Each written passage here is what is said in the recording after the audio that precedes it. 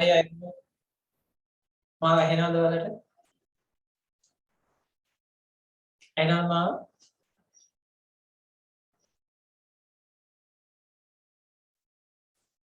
ඇහෙනවද ඔයාලට?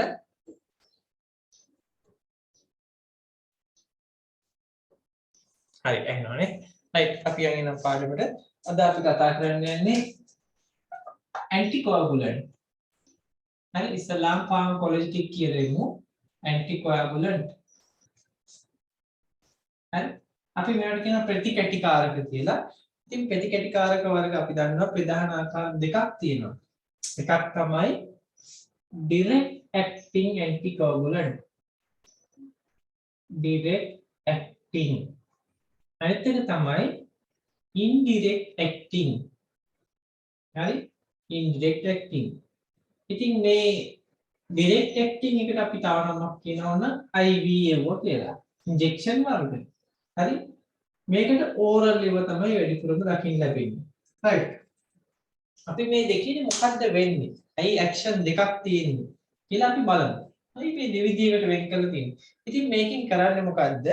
සාමාන්‍යයෙන් කැටියක් මේ වගේ රුධිර වාහිනියක් ඔස්සේ හරි කැටියක් ගමන් කරොත් හරිද? මොකදන්නේ කොහෙද හෝ අතු බෙදීමක් තියෙන තැනකදී හරි අපි හිතමුකෝ මේක බෙදෙනවා කියන කොටස් දෙකකට මේ විදිහට බෙදෙනවා. මොන බලන්න මේක අපි තවත් වාහිනී දෙකකට බෙදිලා යනවා. දැන් මොකද වෙන්නේ? රුධිර කැටියක් ඔන්න එනවා. හරි මේ කැටියක් තියෙනවා. දැන් මොකද වෙන්නේ? මේ තැනක ගිහිල්ලා හිර වුණොත් මෙතනින් එහා රුධිර ගමනාගමනය මේකේ නවතිනවා. ඒ කියන්නේ සැපයම ලබන ඉන්ද්‍රිය මොනවා වෙනවද? එයාට ඔක්සිජන් පෝෂක නැතුව එයාගේ පටක මිය යන්න පුළුවන්. හරි ඒ නිසා මේක සාමාන්‍යයෙන් මේ ඇන්ටිකෝගුලන්ට් කියන්නේ හැදිච්ච කැටියක් ඩිසෝල්ව් කරන එක නෙමෙයි. ඒකට අපි පාවිච්චි කරේ මොනවද? thrombolytic drugs නේද? streptokinase, urokinase, alteplase වගේ. අපි අද කතා කරන්නේ මෙහෙම කැටි හැදීමේ අවදානම. හරි? වළක්වලා තියෙන ඖෂධ ගැන. අපි ඒවට කියනවා මේවා වැළැක්වීමක් තමයි කරන්නේ මේකෙන්. ඒ කියන්නේ කැටිකරණය වළක්වනවා. ඒ කියන්නේ ප්‍රතිකැටිකාර ප්‍රිවෙන්ෂන් වලටයි මේවා ගන්න. මතක තියාගන්න ප්‍රිවෙන්ෂන්. හරි? ඉතින් මේකෙන් කරන්නේ හරි normal blood flow එක maintain කරන්න උදව් කරනවා. හරි helps to maintain normal blood flow. normal blood flow. හරි සාමාන්‍ය රුධිර සැපයුම නැත්නම් රුධිර ගමනාගමනය මේන්ටේන් කරනවා. හරි කියන්නේ කැටි ඇති වෙන්න නොදී පවත්වා ගන්නා ඖෂධ. ඉතින් මේකෙන් කොහොමද කරන්නේ මේ වැඩේ? ඉතින් මේ වැඩේ කරද්දී කාරණා දෙකක් කරනවා මෙයා. එකක් තමයි මේකේ පාත්වේ දෙකක් තියෙනවා. ඒ කිව්වේ එකක් තමයි සාමාන්‍යයෙන් අපි කියනවා direct acting එකක් අපි ගත්තාම quick action එකක් දෙනවා. මෙයා ඇවිල්ලා quick action එකක් දෙනවා. හරි?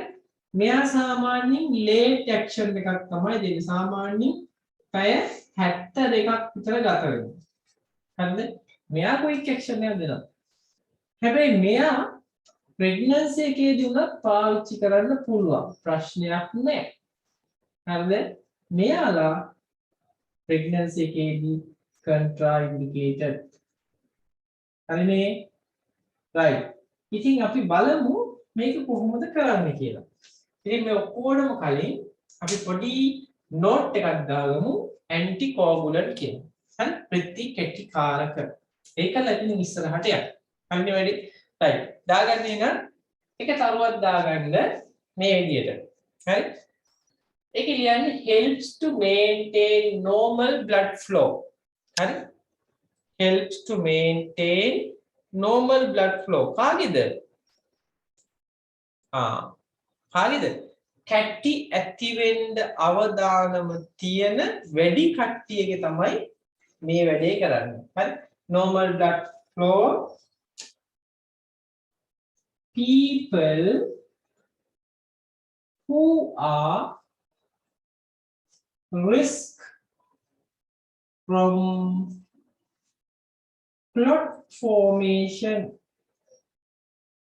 කැටි ඇති වෙන්න අවදානමක් තියෙන අයට තමයි මේ ප්‍රශ්නේ තියෙන්නේ. හරි?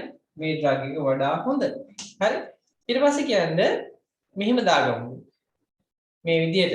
හරි? එයාලා දැනටමත් හැදිච්ච කැටියක් දිය කරනවා නෙමෙයි. මොකද කරන්නේ? කැටි හැදෙන එක වළක්වනවා. හරි? They can either prevent the formation of blood clots in the vein. හරි? vein වල මේ කට්ටියට රුධිර කැටි ඇති වෙන එක වළක්වන්න පුළුවන්. හරි? right. අපි එකක් දාගමු.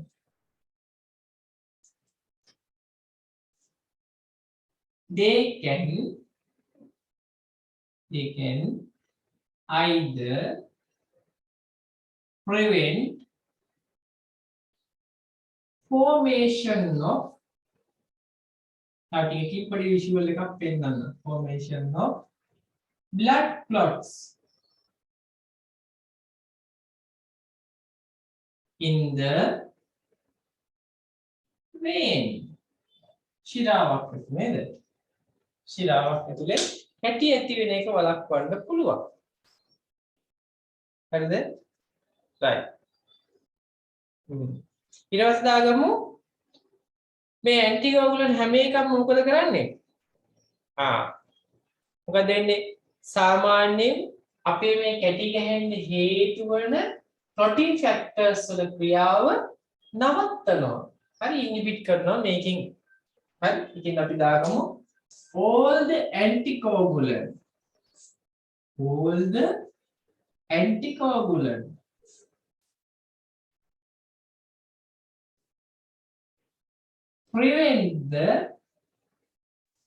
prevent the action of clotting factors. හරි clotting factors වල action එක මොනවා කරනවද? එක්ක inhibit කරනවා එක්ක වළක්වනවා එහෙම දෙයක් කරනවා. හරි? right. අපි බලමු ඉස්සෙල්ලාම එහෙනම් හරි මේ clotting factors මොනවද කියලා. ඒත් එක්කම පොඩි තරුවක් දාලා ලියමු මෙහෙමත්. එයාලා දැන්නම සිච්ච කැටි දිය කරන්නේ නැහැ. also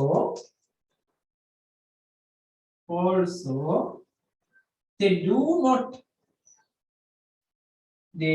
not dissolve right? Clots that already formed. Right?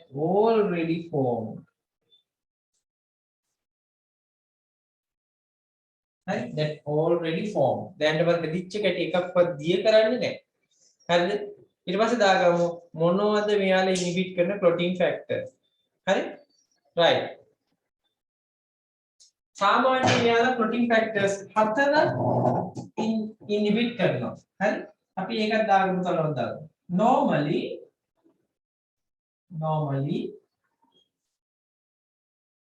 they inhibit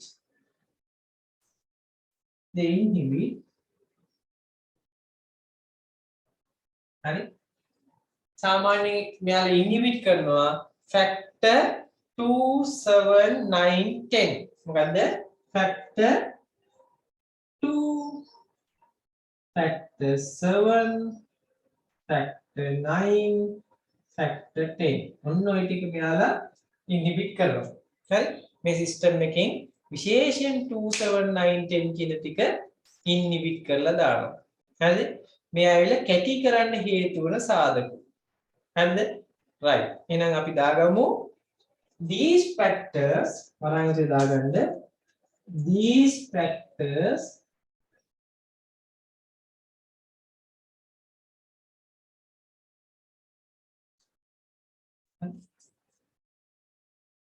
need to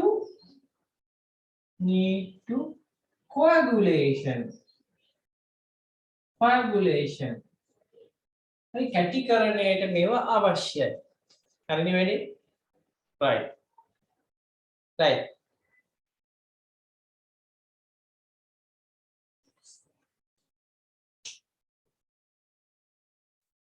හරිනේ. ඉතින් මේ ෆැක්ටර්ස් දෙක හරි මේ ෆැක්ටර්ස් ටික ක්‍රියාත්මක වෙන තැන් කීපයක් තියෙනවා. එක්ක අපේ බොඩි ටිෂුස් වලින් පිට නැත්නම් අපේ ඇඟේ එළියට රුධිරය ගත්තාම එන අවස්ථාවේදී එහෙම නැත්නම් ඇඟේ ඇතුළේදී රුධිරය තියෙද්දි කැටි ගහන්න පුළුවන්. මේ ෆැක්ටර්ස් ඇක්ටිවේට් වෙන්න පුළුවන්. ඒකල කැටියක් හදනවා. ඉතින් මේ ෆැක්ටර්ස් ඇක්ටිවේට් වෙන්න පුළුවන් තැන් දෙකක් තියෙනවා. එකක් තමයි අපේ out of the body tissues. අනිත් එක තමයි අපේ ඇඟේ ඇතුළේදීම වෙන්න පුළුවන්. ඉතින් ওই දෙකත් අපි කොටස් දෙකකට වෙන් කරනවා. හරි. තව කරුවක් දාලා දෙන්නේ මේ විදිහට. මොකද්ද ලියන්නේ අපි?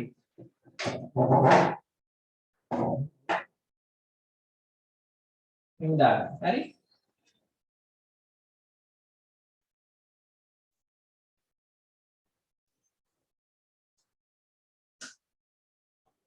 right. දාගන්න there are two pathways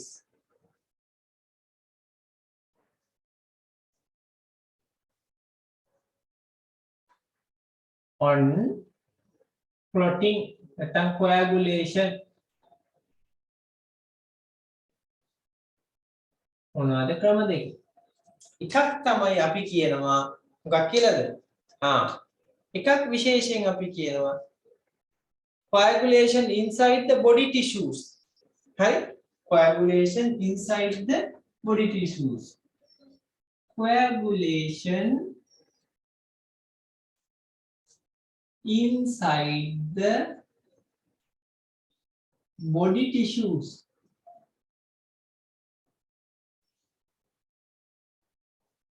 අපි කියනවා in vivo. In vivo. හරි in vivo. එහෙම නැත්නම් අපි කියනවා මේකට මොකක්ද කියලාද?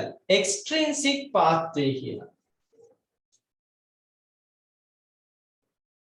extrinsic pathway.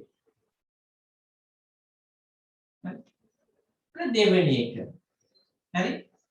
coagulation හරි කොහමද? අපේ ඇඟෙන් එළියට ගත්තොත් and the coagulation of blood once taken out from the body. Coagulation of blood once taken out from the body.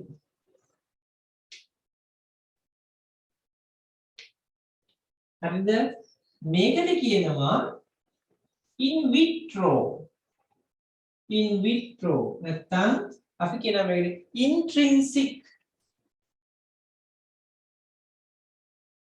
intrinsic pathway. හරිනේ? right. ඔය pathway දෙක තමයි අපිට තියෙන්නේ. ඉතින් අපිට මෙහෙම එකක් තියෙනවා. හරිද?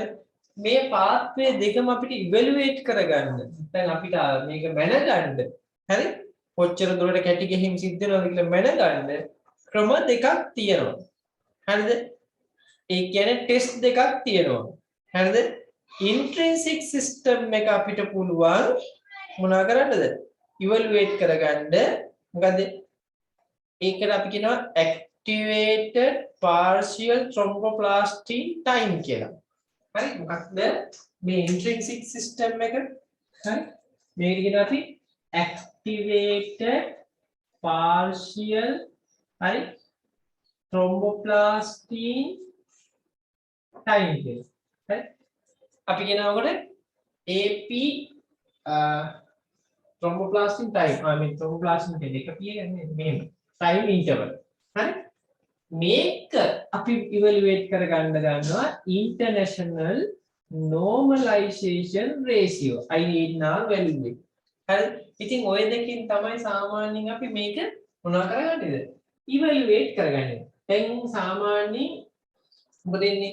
අපි warfarin පෙත්තක් දීලා හරිද? ඒක ක්‍රියාකාරීත්වය කොහොමද කියලා බලනවා ඇඩ්ජස්ට් කරගන්න ඩෝස් එක ඇඩ්ජස්ට් කරගන්න INR ටෙස්ට් එක කරනවා. හරිද? එතකොට මේකත් අපි කරනවා සමහර අවස්ථාවලදී මේ ටෙස්ට් එකක් කරනවා. activated partial thromboplastin time interval එක නැත්නම් APTT කියන එක අපි කරනවා. හරිද? right අපි මේක දාගමු evaluation හරි coagulation inside the body evaluated by INR test and make intrinsic path evaluated by APTT test ඒක ඕනනම් මේ දෙකේ දිගුණම් දෙක ඕනනම් මෙන්න බලන්න international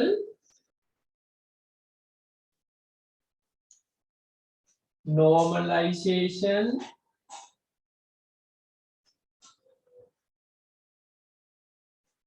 ratio and මෙයා activated partial thromboplastin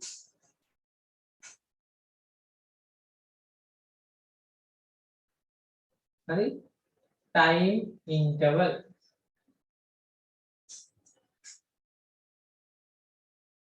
හොඳාන අපි APTT කියලා කියනවා ඔකට හරිනේ right එහෙනම් ඔයාලට මතක් වෙන්න ඕනේ මේ වෙනකොට මොනවාද pathway දෙකක් තියෙනවා එකක් තමයි intrinsic pathway එක අනිත් එක තමයි extrinsic pathway එක extrinsic කියන්නේ ඇඟේ ඇතුලේදී නැත්නම් in vivo කියලා කියනවා හරිද කෙරුදරේ ගැටි ගැහෙන විදිය ගැන බලන එක හරි in vitro කියන්නේ මොකද්ද ඇඟෙන් රුධිරය එළියට ගත්තාම අපි රුධිරය එළියට ගන්න වෙලාවක් තියෙනවා මොනවටද ගන්නෙ ආයක ඩයලයිසිස් කරන්න ක්ලීන් කරන්න පිරිසිදු කරන්න ගන්නවා හරි අපි ගොඩ අකර්මණ වෙච්ච කට්ට මේක එළියට දැන් ක්ලීන් කරලා ආපහු ඇඟ ඇතුළට දානවා එතකොට මොන වෙන්නේ පුළුවන්ද කැටි ගහින්න පුළුවන් ඒකට කියන අපි in vitro නැත්නම් intrinsic pathway කියලා කියනවා හරිනේ වැඩි right ඕක හොඳට මතක තියාගන්න හරි right මේකෙන් මොකද්ද INR වලින් evaluate කරනවා මොනවාද extrinsic system එක හරි APTT වලින් evaluate කරනවා intrinsic system හරි ඔච්චරයි දැනගන්න ඕනි දැන් යන් කෙලින්ම අපි මොකද protein වලට හරි right එහෙනම් අපි දාගමු දැන් අහගෙන ඉන්න දාන්න මොකද ලියන්න එපා සාමාන්‍යයෙන් මම මේක අයින් කරන්නම්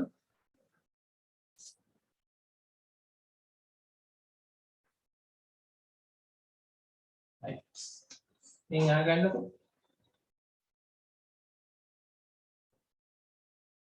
හරි ඔන්න අහගන්න ඕනේ හරි සාමාන්‍යයෙන් අපි ඇන්ටිකොගුලන්ට් කියන එක හරිද ඇන්ටිකොගුලන්ට් ප්‍රධාන වශයෙන් වර්ග දෙකකට වෙන් කරන්නේ අපි මේකෙන් යනවා කෙලින්ම direct acting එකට direct acting එකට යන්නේ හරිද direct acting දැන් මොකද කරන්නේ direct acting එක මෙන්න මෙහෙමයි උනේ හොඳට අහගන්න හරිද සාමාන්‍යයෙන් මේක ඉස්සලාම මේ හොයාගත්තේ මෙඩිකල් ස්ටුඩන්ට් කෙනෙක් MS කෙනෙක් හරිද ඉතින් MS ලා ගොඩක් කට්ටිය ඉන්නවා අපේ සාමාන්‍යයෙන් අපි මැෂින් ස්ප්‍රේ එකක් කියන්නේ MS කියලා හරි අර මොනද මැලේරියා මඳුරන්ට එහෙම තෙල් ඉදින්නේ හරි අන්න එහෙම කට්ටිය ඉතින් මේ MS ඇවිල්ලා මෙඩිකල් ස්ටුඩන්ට් හරිද මෙයා එයාගේ ෆයිනල් රිසර්ච් එක කරන්නේ 1916 දී හරිද එයාගේ රිසර්ච් එක කරන්න මොකද කරේ පොඩි දෙයක් කල්පනා කර කර ඉන්න අතරේ එයාගේ බල්ලත් එක්ක පොඩි ගමනක් යනවා හරිනේ මාවෙක් වගේ නේද හරි මම යනවා හරිද ලෙඩ ඇදිච්ච බල්ලෙක් මම යනවා දැන් හරි ඔට්ටු එක වගේ යන්නේ right මේ යනවා මොකද වෙන්නේ කැලෑම්පෙදී යනකොට ටිකක් දුර යනකොට එයාගේ හරි මෙහෙම දැක්කා නිකන් සතෙක් එල්ලිලා ඉන්නවා හරි එල්ලිලා ඉන්නවා දැක්කා දැක්කට මොකදනේ එයා දැන් ලේ බොනවා පේනවා මෙයා මේ පුරවගෙන ඉන්නේ දැන් ටිකක් වෙලා යද්දි මොකදනේ එයා මෙහෙම ඉදි වෙන්න ගත්තා ලොකු වෙන්න ගත්තා ලේ බීලා හරි දැන් මොකද කරේ මෙයා කරපන්නේ මේක ඇදලා විසික් කරලා දැම්මා දැන් මේ සතාගේ ලේ බොනවනේ හරි විසික් කරලා දැම්මා ටික දුරක් යද්දී මොකද වෙන්නේ මේ සතාගේ දැන් දිගින් දිගටම රුධිරේ වහණය වෙනවා. ඕ දැන් බ්ලීඩින් වෙනවා. හරි බ්ලීඩ් වෙනවා දැන් මොකද වෙන්නේ රුධිර වහණය වෙනවා දැන් මෙයා මෙඩිකල් ස්ටුඩන්ට් කෙනෙක්නේ මෙයා දන්නවා සාමාන්‍යයෙන් අපේ කැපුමක් යෙදුනොත් තුවාලයක් වුණොත් ටිකක් වෙලා රුධිරේ ගලලා නවතිනවා හැබැයි බල්ලගේ වැඩේ උනේ නේ දැන් මොකද මේ කියන්නේ ප්ලේට්ලට් එකතු වෙලා මේක සීල් කරලා දානවා දැන් මෙයා කල්පනා කරා මේ ආපු තැන මොකක් හෝ කිමිකල් එකක් ඉන්න තමයි මෙහෙම දිගින් දිගට රුධිරය වහන වෙන්නේ. හරිද? දැන් මේක කල්පනා කර යද්දි මතක් වුණා ආපු සතා. හරිද? කවුද කෑවේ? මෙයාගේ කෑවේ හිරුඩීනියාවේ. කූඩල්ලෙක් කෑවේ. හිරුඩීනියා. හරි? හිරුඩීනියාවේ තමයි කෑවේ. හරි? දැන් මොකද කරන්නේ? ටංගාල ගිහලා කූඩල්ලෝ ටික එකතු කරන් ඇවිල්ලා ගත්තා මෙයා මෙහෙම මේ බල්ලගෙන්ම බ්ලඩ් සැම්පල් 4ක් ගත්තා. හරිද? 4ක් ගත්තා ඔය විදිහට. අරගෙන ඉවරලා පොඩි වැඩක් කරා. මොකද්ද? බ්ලඩ් සැම්පල් 4 දැන් මෙහෙම තියෙනවා. සාමාන්‍යයෙන් බ්ලඩ් සැම්පල් මොකද වෙන්න ඕනේ? මේ විදිහට ලේටි එළියට ගත්තාම කැටි ගහන්න ඕනේ. සාමාන්‍ය කතාව කැටි ගැසීම. හරි? මෙහෙම කැටි ගහනොත් මොකද වෙන්නේ? හරි? දැන් කැටි ගහනොත් එහෙම සාමාන්‍යයෙන් මොකද වෙන්නේ? රුධිර කැටියක් වෙනවා මේක ගලන් යන්නේ නේ. දැන් මේ බල්ලගේ මේ වැඩේ වුණානේ. දැන් මෙයා මොකද මේ බල්ලගේ ප්ලේ සැම්පල් දැන් 4 අරගෙන අර කූඩල්ලගේ චුට්ට බිඳුවක් මේකට දැම්මා. මේකට දැම්ම බිඳු 2ක්. මේකට දැම්ම බිඳු 3ක්. හරි? මේකට දැම්ම බිඳු 4ක්. දැන් මොකද මේ? ඔන්න ඔය වගේ දැම්මා. ඩාලිවල්ලා මොකද කරේ? ටික වෙලාවක් බැලුවා. කොහොමද? රුධිර සාම්පල් එක කොහොමද කැටි ගහිලාද නැද්ද? දැන් මෙහෙම බලලා යද්දි පළවෙනි එක කැටි ගහිලා. ප්ලොට්. හරි? ප්ලොට් වෙලා තියෙනවා. ප්ලොට් වෙලා. මෙයා ටිකක් කොට් වෙලා. හරි? කියන්නේ කැටි ගහලා චුට්ටක් හරි භාගෙට. මෙයාගේ බලපුවාම එයාට නිකන් මේකට වඩා ටිකක් අඩුයි ප්ලොට් වෙලා. මේකේ බලපුවාම මොකදනේ ප්ලොට් වෙලා නැහැ. හරිද?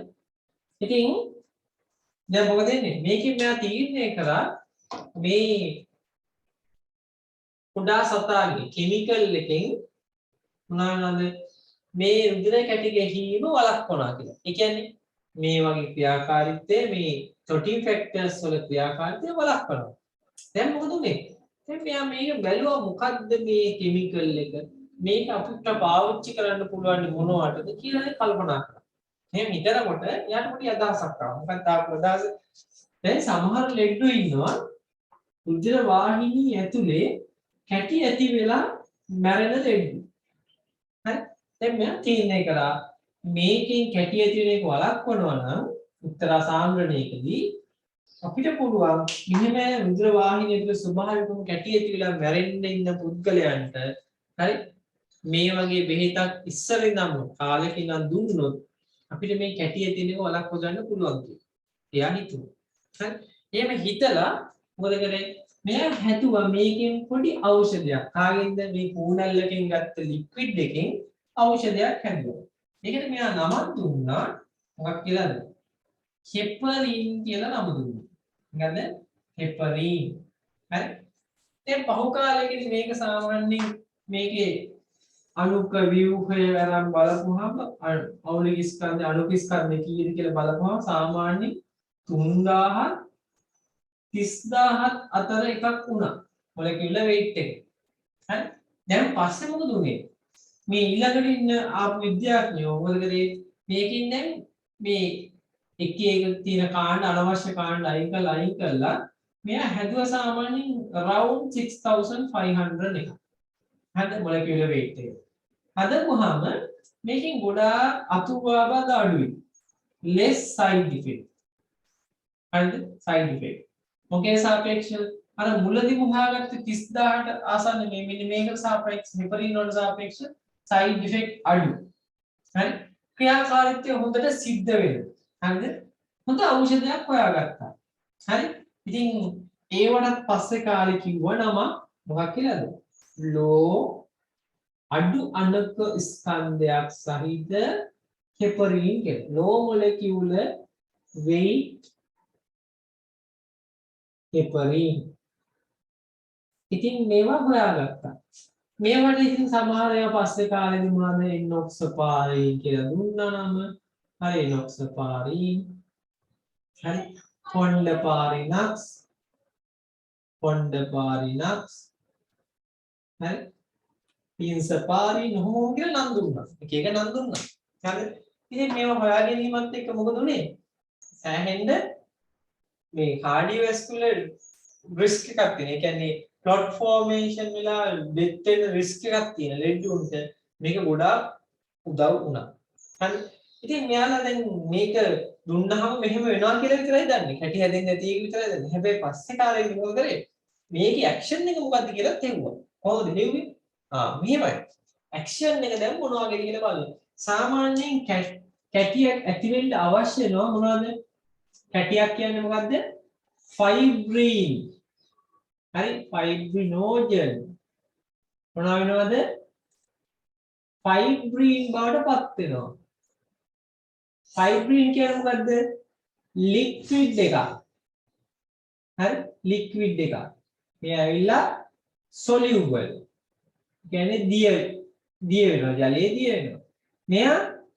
මෙයා ඇවිල්ලා solid එකක්. කැටියක්. හරි මෙයා insoluble. හරි insoluble. දැන් අපේ ඇඟේ අක්‍රියව ඉන්න ෆයිබ්‍රිනෝජන් මොනවා බවට පත් කරන්නේ?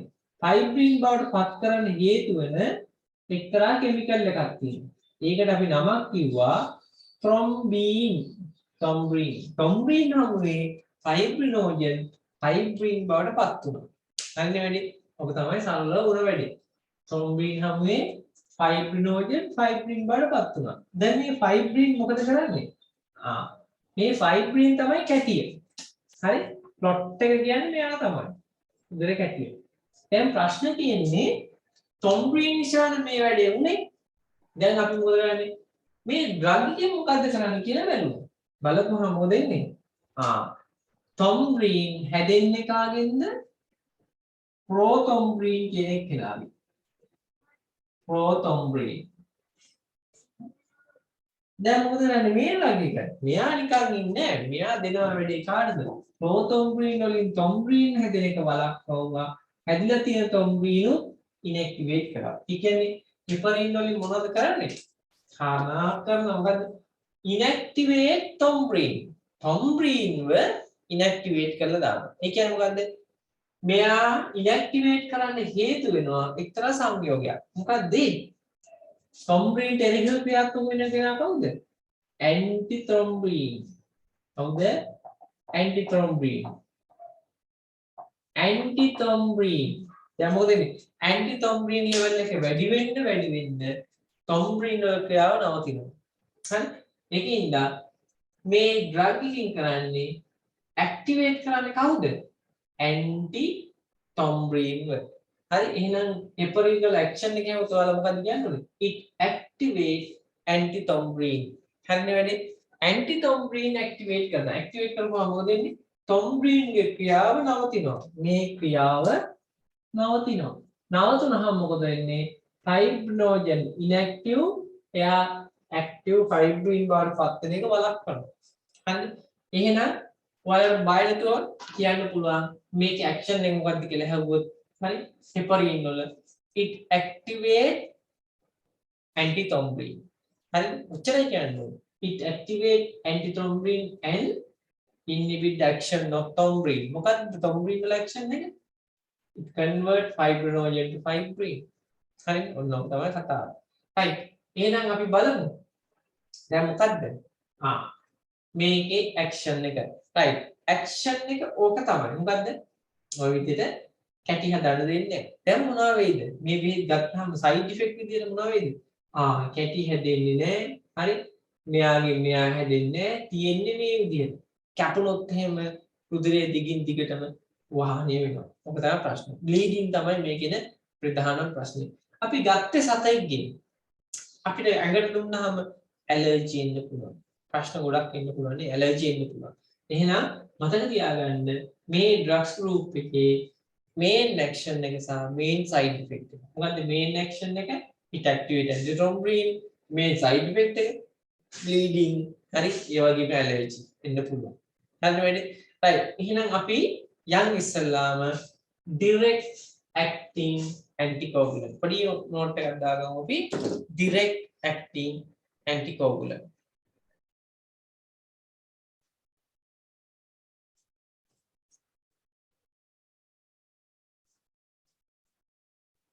direct acting anticoagulant.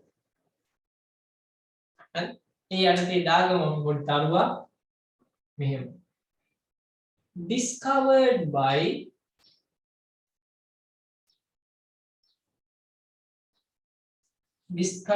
by medical student. Discovered by medical student in 1916. 1916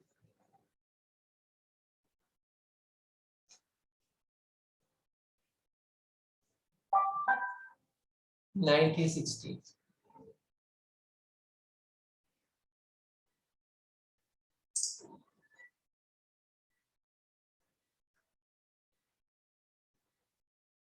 Hari. Right. ඊට පස්සේ දාගන්න ගන්න. Preparations are vary in molecular weight.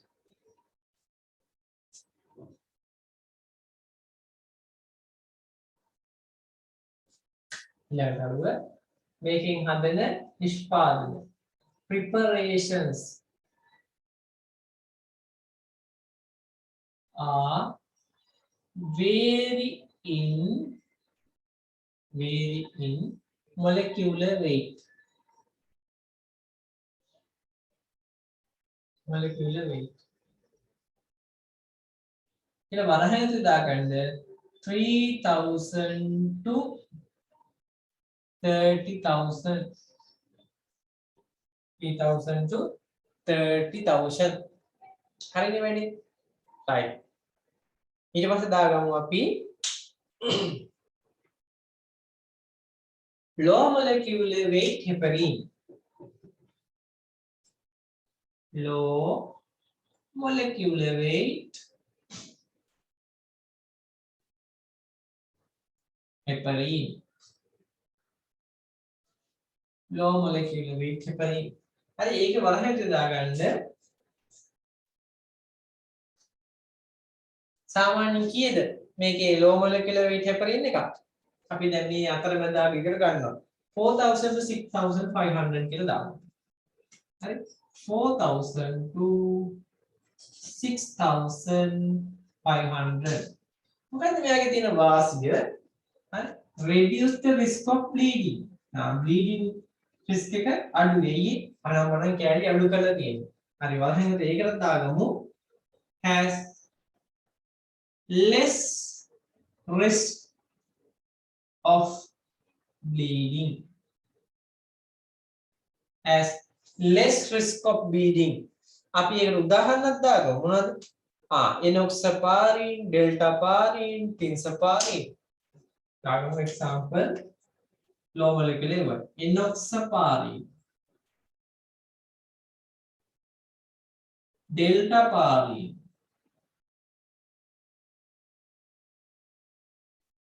tinzaparin. හරිනේ tinzaparin. right.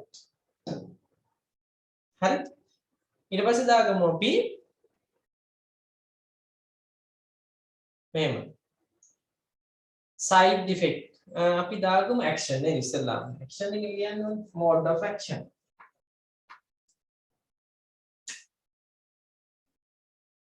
mode of action. හරි action එක දෙන විදිය mode of action.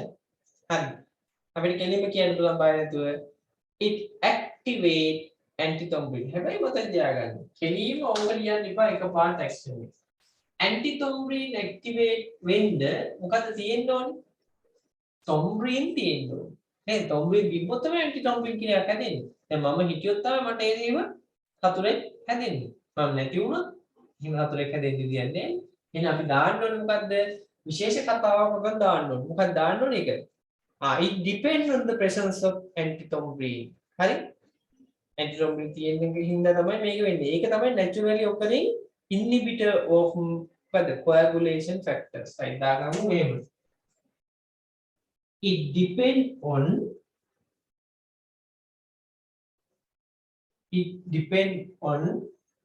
availability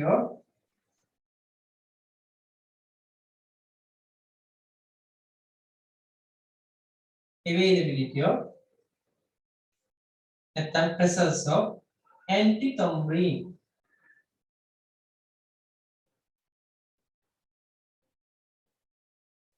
හරි right ඒකේ වලහනට දාගන්න ඒක තමයි naturally occurring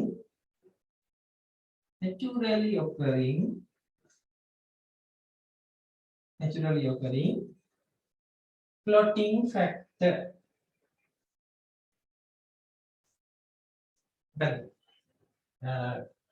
naturally occurring clotting factor එකක්ද ඒක නෑනේ මොකද්ද naturally occurring inhibitor of clotting coagulation factor. some clotting factor inhibitor එකක් නේ inhibitor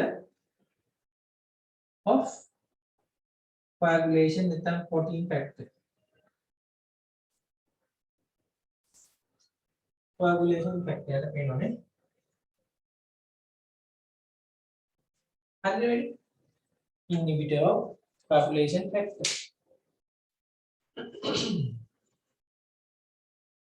හරිද? දැන් දාගන්න ඊළඟ එතනම තරුවක් දාලා මේක ලියමු. It activates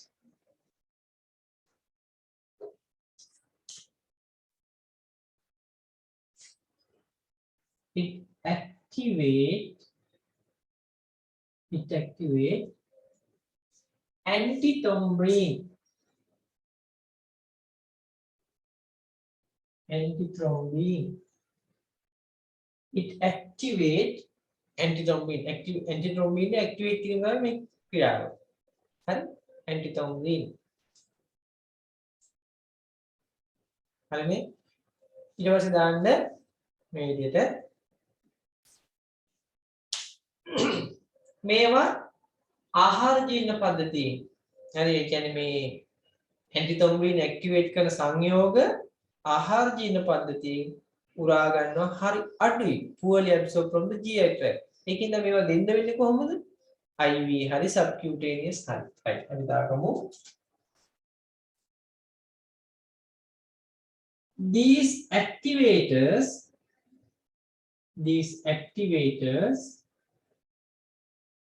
right,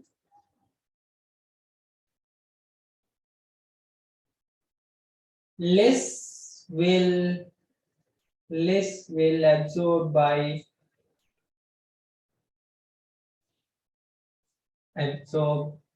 by orally, therefore given as subcutaneous hari අය කොහොමද දෙන්න පුළුවන්නේ subcutaneous or කියන්නේ subcutaneous or කොහොමද දෙන්න පුළුවන්නේ IV අපි heparin සමාන වෙලාවට IV දෙනවා හරි subcutaneous or IV හරි ready right ඔතන පොඩි කතාවක් තියෙනවා මොකද්ද මේ වගේ ඩ්‍රග් එකක් දෙනකොට අපි කියනවා මෙහෙම හරි IV එකක් දෙනකොට අපි බෝලස් එකක් තමයි දෙන්නේ. ඒ කියන්නේ එකවර ඩෝස් එක දෙනවා. එකවර දෙනවා. ඒ කියන්නේ අපි අර සේලයින් බෝතලයකට දාලා ටික ටික දෙන්නේ නැහැ. ඒකට අපි කියනවා බෝලස් එකක් කියලා. එකවර ඩෝස් එක දෙනවා නම් ඒක බෝලස්. හරිද? සාමාන්‍ය ඉන්ටර්නැෂනල් යුනිට් වලින් තමයි මේක තියෙන්නේ. යුනිට් වලින්. සාමාන්‍ය යුනිට් කොච්චරක් විතරද? 5000ක් විතර එකවර දෙනවා. හරිද? ඊට පස්සේ මොකද කරන්න පුළුවන්? IV ඉන්ෆියුෂන් එකට යන්න පුළුවන්. පැයකට යුනිට් 1000ක් 2000ක් විතර යන විදිහට දෙන්න පුළුවන් IV ඉන්ෆියුෂන් එක. ඒ කියන්නේ ඉස්සලාම ලොකු ඩෝස් එකක් දීලා ඊට පස්සේ ටික මේක ඇතුළට යන්න හදනවා. හරි? සාමාන්‍යයෙන් අපි dose එක මේ විදිහට ලියමු. dose හරි 5000 units 5000 units bolus then 1000 to 2000 units per hour. Right? ඒකේ බලන්න දාන්න IV infusion. IV infusion එකක් තමයි දෙන්න ඕනේ. right.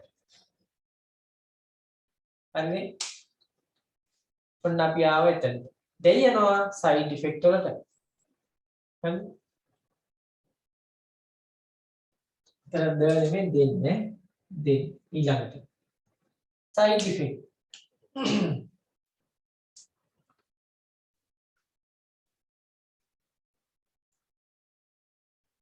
අපි තාම කොබ්බස කරන්නේ අද හරියටම පහ අමාර පහුවෙලා.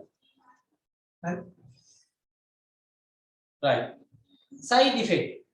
ප්‍රධානම side effect එක මොකද්ද? bleeding complication.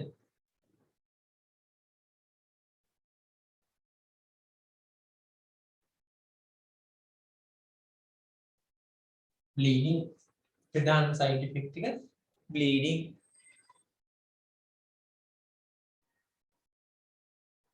right. ඊට පස්සේ මොකක්ද වෙන්න පුළුවන්? හරි? මොකක් වෙන්න පුළුවන්ද?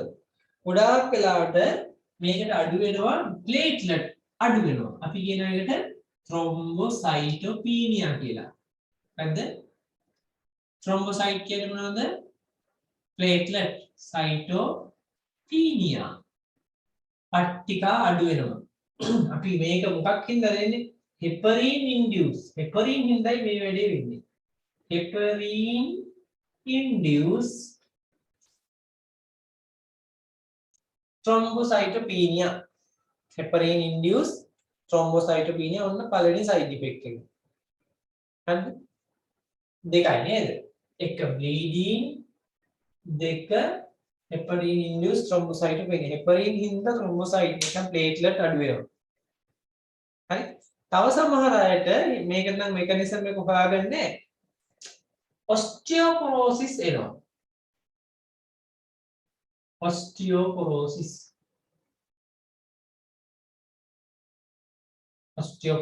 එනවා. මේක සාමාන්‍යයෙන් එන side effect එකක්. හරි osteoporosis. සමහර අයට මොකද වෙන්නේ? මේක සත්තුන්ගෙන් එන එකක් හින්දා skin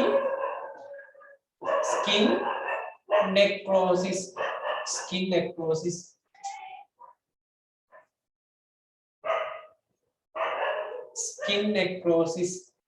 හරි? හැම මොකද වෙන්නේ? එතන මැරෙනවා පටක. එහෙම නැත්නම් අපි කියනවා හැම මැරෙනවා, හැම පටක මැරෙනවා. එහෙම නැත්නම් සමහර අය මොකද වෙන්නේ? hyper sensitivity අධිසංවේදීතා ලක්ෂණ පෙන්නනවා. hyper sensitivity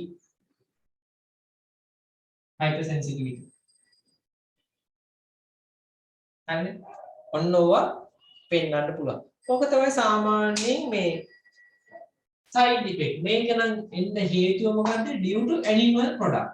මේක සත්ත්වෙක්ගෙන් ගන්න එකක් තමයි මේ වැඩේ වෙන්නේ. due to animal product. animal product එකක් ඉදයි මේ වැඩේ වෙන්නේ. හරිනේ වැඩේ? right. ඔන්න ඒක නම් side effect කිව්වා. මොනවාද? bleeding, heparin induced thrombocytopenia, osteoporosis, skin necrosis. අපි මේකට කියන HIT කියලා කියනවා HIT. heparin induced thrombocytopenia. HIT. හරි HIT. right. මේකත් එක්කම අපි බලමු මෙහෙම. හරි? heparin වල ක්‍රියාකාරීත්වයෙන් හින්දා අපි දෙන්නේ මොකටද? හරි මේ ඩ්‍රග්ස් අපි පාවිච්චි කරන්නේ මොකටද? නිකන් දල අදහසක් තියෙනවා නම් කාටද කියන්න පුළුවන්ද? මේක මොකටද දෙන්නේ? රුධිර වාහිනියක් දිගේ කැටි ඇතිවීමේ අවදානම තියෙන කට්ටියට. නේද? අපි ඉන්ඩිකේෂන් විදිහට කියන්නේ මොකද්ද? කැටි ඇතිවීමේ අවදානම තියෙනවා. මොකටද මේක දෙන්නේ? වළක්වන්න. ඒකින්ද අනිවාර්යයෙන් මේක ඉන්ඩිකේෂන් ලියද්දී ප්‍රිවෙන්ෂන් කියන වචනේ දාන්න ඕනේ මුලට. හරිද? ප්‍රිවෙන්ෂන්. ඔය වචනේ දාන්න. නැත්තම් ඊට ලොකු වරදක් අයියේ. දැන් හිතච්ච කැටියක් මේවා කරන්න බෑනේ. ඒකට දෙන්නේ අපි මොනවද ට්‍රොම්බොලිටික් ඩ්‍රග්. ඒකින්ද මේ දාන්න ඕනේ අපි ප්‍රිවෙන්ෂන්. මොකද්ද? එකක් තමයි රුධිර වාහිනියක කැටි ඇති වෙනවා. ශිරාවක් වෙන්න පුළුවන්. අනිත් එක මොකද්ද? ධමනියක් වෙන්න පුළුවන්. හරි? ශිරාවක් හරි ධමනියක් හරි කැටියක් ඇතිවීමේ අවදානමක් තියෙනවා නම් ඒකට කියන අපි මොකද prevention of thrombosis කැටි ඇති වෙනවා. thrombosis නැත්නම් එහා මෙහා ගමන් කරන කැටියක්.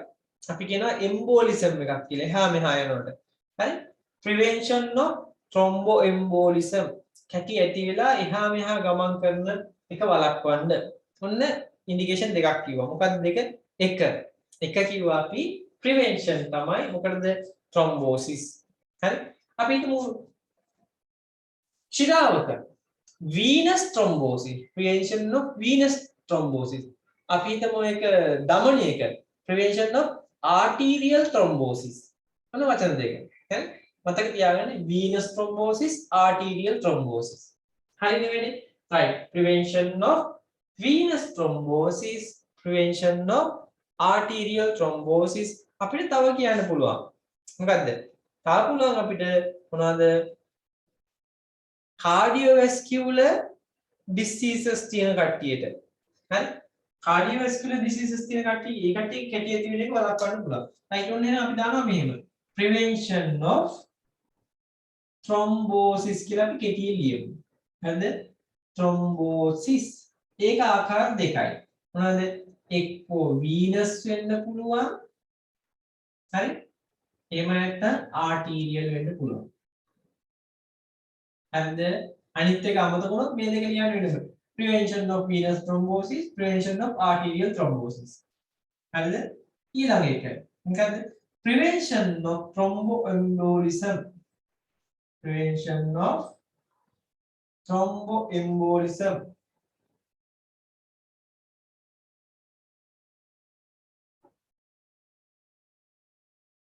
හරි? ඊට පස්සේ දානවා prevention of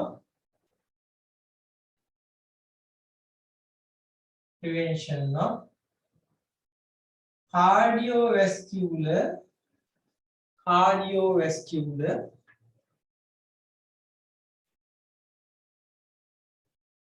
diseases.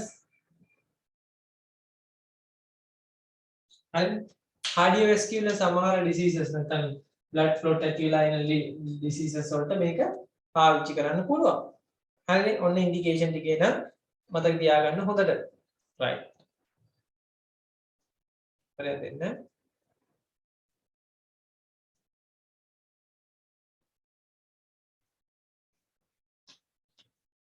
හරි. එහෙනම් ඔන්න ප්‍රධාන 4. හරි ප්‍රධාන 3ක්. right.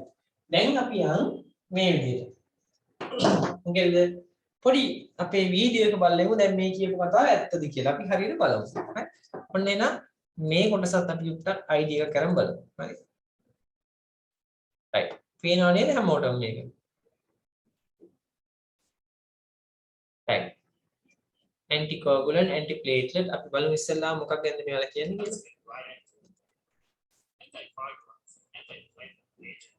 Used to treat thrombotic disorders or unwanted clot inside a blood vessel, which can lead to heart attack or stroke.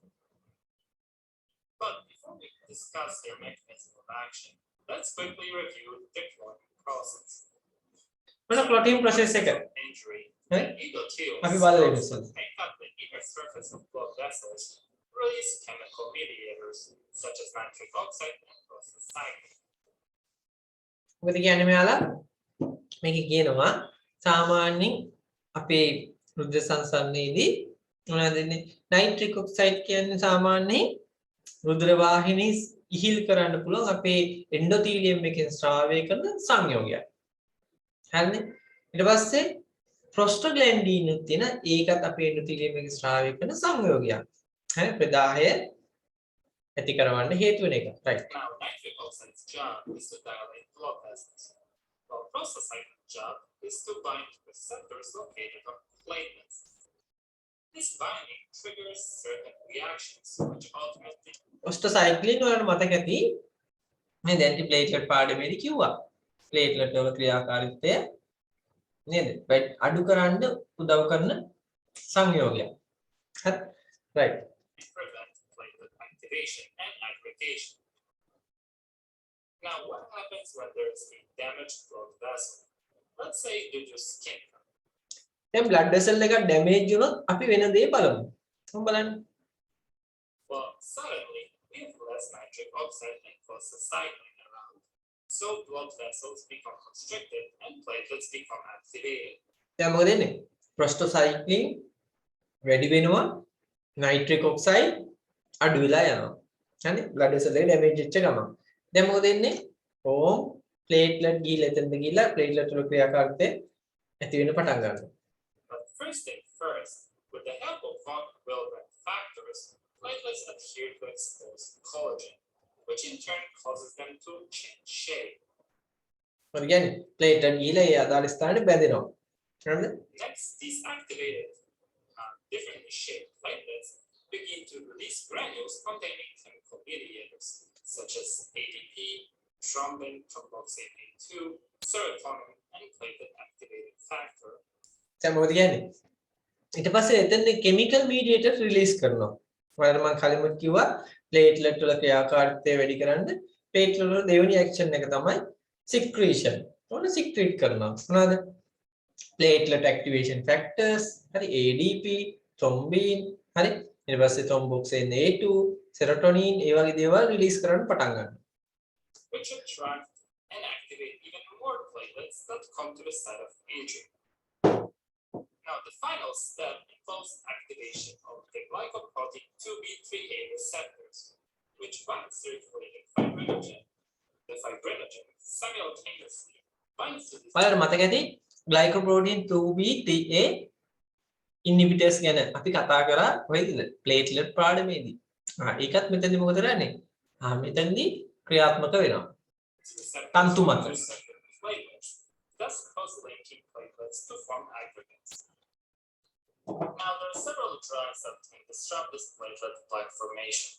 Collectively, we call them platelet aggregation inhibitors or simply antiplatelet drugs. ඔන්න antiplatelet One of වලට the most අපි දැන් widely known antiplatelet කතා කරලා තියෙන හින්දා මම මේක නිකන් බලයි යන්න විතරක් දෙන්නම්. drug that belongs to this class is aspirin. In order to understand how aspirin works, let's take a closer look at the inside. හරි. මේම කරමු අපි. මේක දැන් antiplatelet මෙතනට ගාව ගත්තොත් ඔයාලට පැටලෙන්න පුළුවන් නිසා මම යනවා කෙලින්ම කොහෙද? anticoagulant වලට. හරිද? එතකොට අපිට සරල අදහසක් ගන්න හැකියි. හරිද? right. ඔන්න එනවා anticoagulant වලට. Acting like a plug is usually not enough to secure the site of injury. In order to strengthen the platelet plug, a clot must form. The formation of clot involves cascade of enzyme reactions that transform various clotting factors to their active forms, ultimately producing web-like fibrin mesh. Now, there are two pathways involved with the clotting cascade.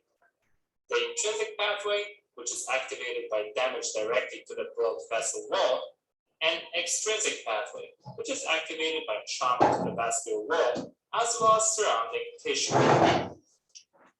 So the intrinsic pathway දැන් මතක ඇති ඔයාලට මම කිව්වා intrinsic pathway එකයි extrinsic pathway එකයි ගැන කිව්වා. හරි? ඔන්න දැන් ඒක දෙක තමයි යන්නේ. starts with clotting factor 12, which is activated when blood comes into contact with the collagen in the damaged vascular wall. And here, A next to the Roman numerals stands for activated. This sets a series of reactions that leads to activation of factor 11, which then activates factor 9, which then activates factor 10. right. මම ගන්නකො සාමාන්‍යයෙන් intrinsic pathway එකේ factor 12 එක activate වෙලා 12A බවට පරිවර්තනය වෙනවා. ඊට පස්සේ factor 11 හැදෙනවා එකෙන්. factor 11 එක factor 11A වෙනවා. factor 11A එක factor 9 වෙනවා. ඊට පස්සේ factor 9 එක factor 9A වෙනවා. factor 9A වලින් තමයි factor 10 හැදෙන්නේ.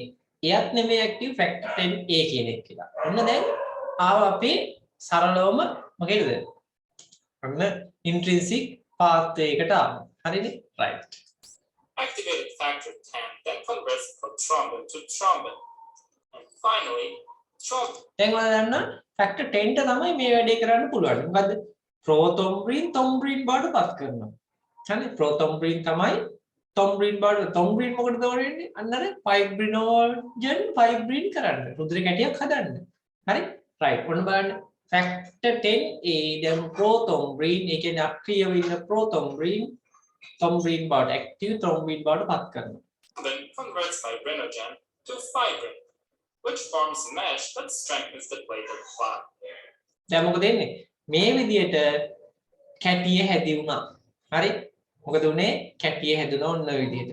හරි? ඔන්න ඉන්ට්‍රින්සික් පාත්වේ එකේ ක්‍රියාකාරීත්වය. 12 12a වුණා. ඊට පස්සේ 11 11a වුණා.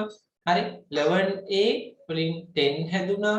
sorry 9a හැදුණා. 9a වලින් 10 හැදුණා. 10 වලින් 10a හැදුණා. 10a තමයි ඕනේ උනේ මොනවා කරන්න? ප්‍රෝතොම්බ්‍රින් තොම්බ්‍රින් බවට පත් කරන්න. හරි? ඔන්න ඔය වැඩේ කරන්න ඕනේ මෙයාව. හරිනේ. ඊට පස්සේ දැන් මොකද වෙන්නේ? දැන් කැපිලානේ තියෙන්නේ මෙතන ඩැමේජ් වුණා බ්ලඩ් වෙසල් එක. එතන කැටි හදන්නයි ඕනේ. දැන් ඔන්න 10A ස්‍රාවය වුණා ප්‍රෝතොම්බ්‍රින් තොම්බ්‍රින් බවට පත් වුණා. මේ තොම්බ්‍රින් තමයි ඉන්ඇක්ටිව් ෆයිබ්‍රිනෝජන් ෆයිබ්‍රින් බවට පත් කරන්නේ. ඕන් දැන් කැටිය හැදුණා. හරි? ඔක ඇවිල්ලා ඉන්ට්‍රින්සික් පාත්. අපි බලමු එක්ස්ට්‍රින්සික් පාත් එකට කොහොමද කියලා. Now, let's take a look at the extrinsic pathway. So, extrinsic pathway is triggered by tissue factor released from damaged cells outside the circulating blood. It starts with the activation of factor 7, which then activates factor 10. So, this මොකද උනේ? එයාලා පොඩි වැඩයි කරන්නේ. Factor 7 7a බවට පරිවර්තනය වෙනවා. මේ 7a තමයි කෙලීම ෆැක්ටර් 10 බවට පරිවර්තනය වෙන්නේ. හරිනේ? ෆැක්ටර් 10 වුණාම මොකද වෙන්නේ? ආපහු එයා 10a වෙනවා. අර විදිහට ප්‍රෝතොම්බ්‍රින් තොම්බ්‍රින් බවට පත් වෙනවා. ෆයිබ්‍රිනෝජන් ෆයිබ්‍රින් බවට පත් වෙනවා. හරි එක්ස්ට්‍රින්සික් පාත්වේ එකේදී මොකද වෙන්නේ? අපේ බ්ලඩ් සෙල් වලින් ඒ කියන්නේ අපේ සර්කියුලේටරි සිස්ටම් එකෙන් පිටට ගිහිල්ලායි තියෙන දැන් අන්න එතනදී ඩැමේජ් එකක් වුණොත් අන්න ඔය සිස්ටම් එක ඇක්ටිවේට් වෙනවා. point, the intrinsic and extrinsic pathway converge into common pathway, which again results in formation of fibrin clot. And as a side note here, keep in mind that this is just a simplified description of coagulation cascade and many details were intentionally omitted. So now let's switch gears and let's talk about anticoagulants, that is drugs that work by disrupting this coagulation cascade. And let's begin by දැන් ඇන්ටිකෝගුලන්ට් වලින් මොකද කරන්නේ? මේ කැටි කරන ක්‍රියාවලිය block කරනවා තනින් තන. විශේෂයෙන් මේ තැන් වලදී බ්ලොක් කරනවා. හරි ෆැක්ටර් 10 ගාවට එද්දි බ්ලොක් කිරීම තමයි කරන්නේ. හරි රයිට් අපි බලමු කොහොමද කරන්නේ කියලා. අපි දැනට මෙහෙම දාගමුද?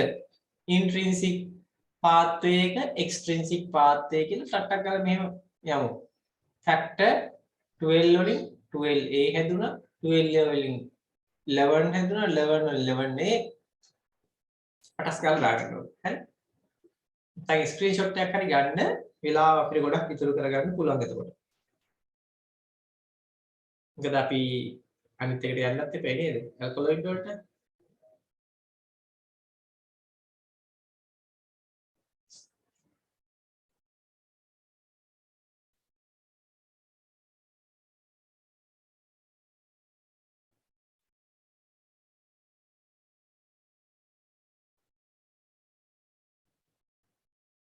හරි නම් හරි කියන්න.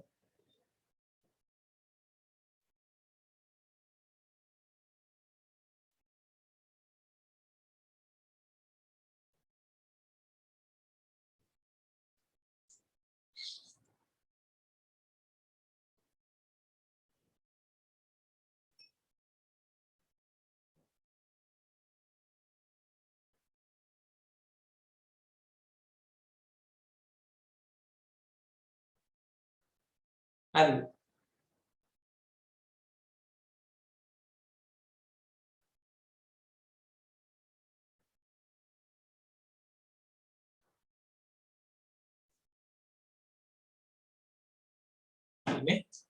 එහෙනම් අපි ඉස්සරහට යන්න.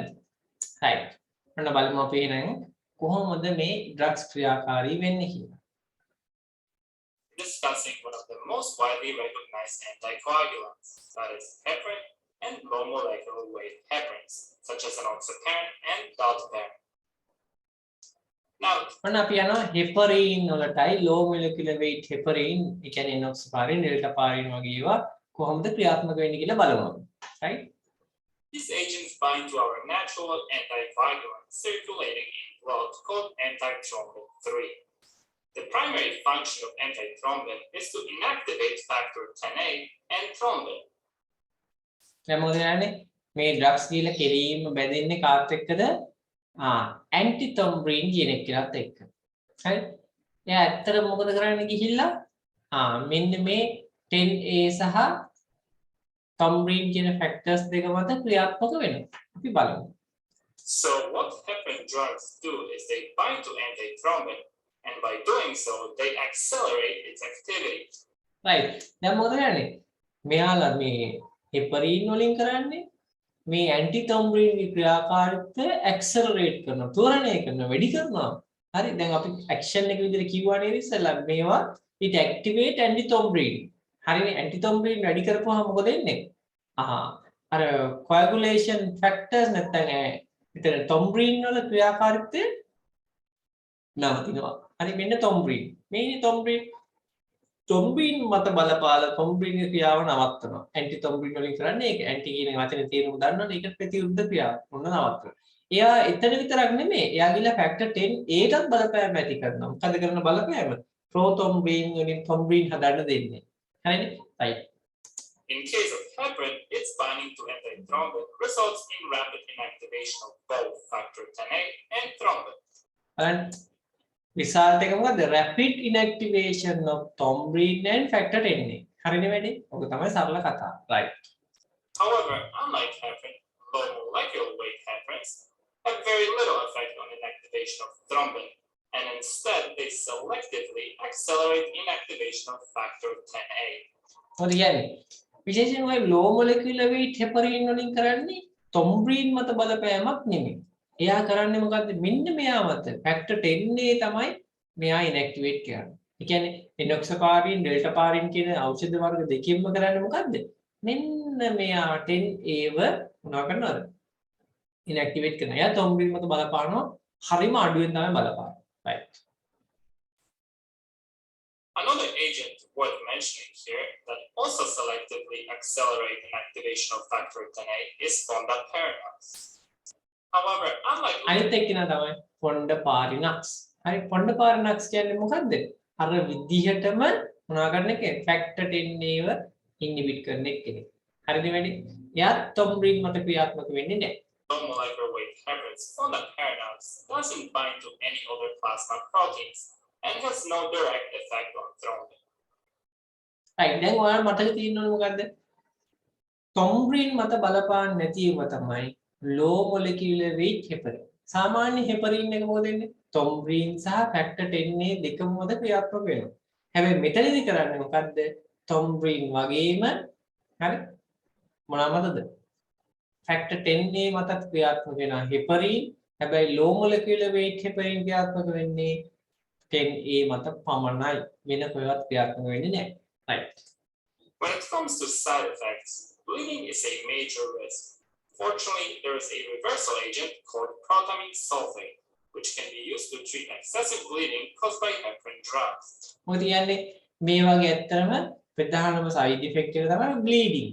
පොඩ්ඩක් කැපුණත් ඇති. හරි තුවාලයක් වුණත් bleeding එනවා severe අතර වෙන්නේ. හරි ඉතින් මේකනේ ප්‍රතිවිෂක් දෙන්න වෙනවා මේ වගේ drug එකකට. අපි දෙන ප්‍රතිවිෂ තමයි මොකද්ද? protamine sulfate. ඒක මතක් වෙනේද? protamine sulfate කියන්නේ මොන වගේ drug group එකක්ද මේක? ඒක ඔයාලා මතක ඇති anti thrombolytic group එකේ නේද? drug එක. vitamin K, protamine sulfate, tranexamic සහ එතන මොකද්ද? amino caproic acid. මොන ඔය හතරෙන් එකක් නේද? right. ඉතින් ඒකත් ඇවිල්ලා anti fibrinolytic එකක්. protamine sulfate simply works by binding to heparin or low molecular weight heparins to form stable inactive complex. Fondaparinux, on the other hand, doesn't have any specific antidote at this time. Another possible major side effect that is particularly associated with the use of heparin agents is heparin-induced thrombocytopenia. ගත ප්‍රධාන side effect එක අපි කිව්වා වගේම heparin induced thrombocytopenia එනවා. හරි HIT නේද? HIT කියන condition එක එනවා. ඒකත් මතක තියාගන්න හොඳට මේකේ ප්‍රධානම side For effect එක. sure. HEP is a disorder caused by immune system making antibodies to heparin when it's bound to platelet-derived protein called platelet factor 4. Once the antibodies bind to these heparin platelet factor 4 complexes, they begin to activate platelets which clump together, causing formation of unwanted clots and fall in platelet count. ඒකෙදි මොකද වෙන්නේ? heparin induced thrombocytopenia කියන්නේ මොකද්ද? මේක ගත්තාම එකිනෙකට බැඳෙන්න පටන් ගන්නවා ඇතුළේ රුධිර වාහිනියක් ඇතුළේ. හරි? එතකොට මොකද වෙන්නේ? අර heparin නැත්නම් thrombocyte නැත්නම් platelet ටික එකට ඇලවිලා. දැන් ඕක හින්දා මොකද වෙන්නේ? thrombocytopenia. හරි?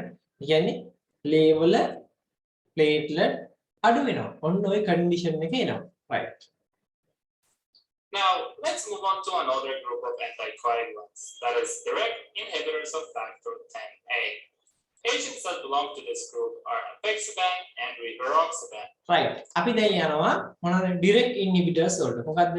එකක් තමයි apixaban අනිත් එක තමයි rivaroxaban. මේක ඇවිල්ලා direct inhibitor එකක්. හරි අපි කියන මොනවාද? direct acting anticoagulant එකක්. ඉතින් අපි මේක කොහොමද ක්‍රියාත්මක වෙන්නේ කියලා ඉස්සෙල්ලාම බලමු. මේක තව drugs දෙකක් තියෙනවා. ඒවා ඔක්කොම ක්‍රියාත්මක වෙන විදිහ තරම් ඉන්න ඕනේ. right. අපි ඉස්සෙල්ලාම දාගන්න note එකේ වල මේ දක්වා ලියපු එකේ දාගන්න පොඩි තරුවක් දාලා other direct acting ලියන්න පුළුවන්ද බැයිද? ලියන්න බැයිද? other direct acting මේව දාන්න. පළමු ලියන්න try එකක් දීලා other direct acting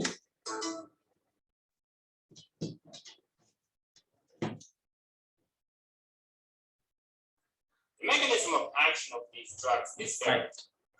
apixaban සහ rivaroxaban. මෙන්න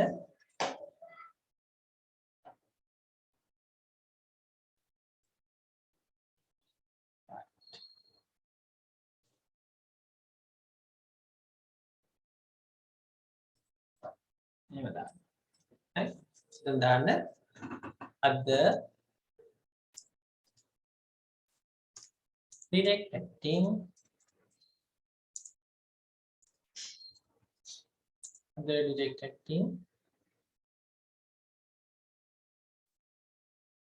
anticoagulant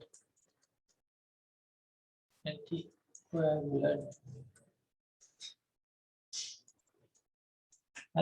කියලා දාන්න apixaban සහ rivaroxaban. තව තියෙනවා apixaban and rivaroxaban.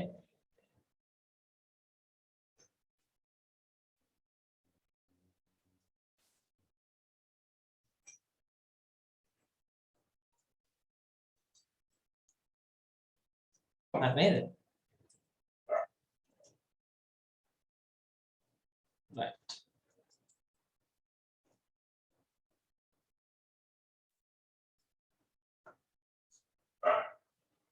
simple. They both bind directly to the active site of factor 10A, thus preventing it from converting prothrombin to thrombin. මොකද කරන්නේ මෙයාලා? කෙලින්ම එයාලත් ක්‍රියාත්මක වෙන්නේ 10A මත. හරි 10A මත ක්‍රියාත්මක වෙලා මොකද දන්නේ? ප්‍රෝතොම්බ්‍රීන් තොම්බ්‍රීන් බවට පත් වෙන එක බලක්නවා. right? එතන චුට්ටි note එකක් දාගන්න. ඒ දෙක ඉස්සරහින් මෙහෙම. හරි? මෙහෙම දාගන්න ඒ දෙක ඉස්සරහින්.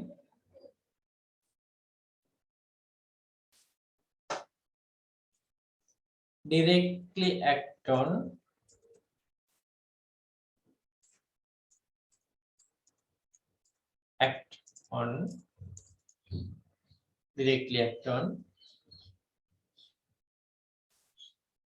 factor 10A. factor 10a factor 10a factor 10a and inhibit formation of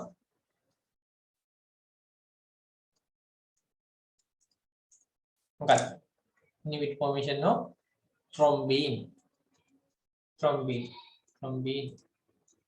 right inhibit formation of thrombin right right එහෙනම් දාගන්න එතන apixaban rivaroxaban වල action එක right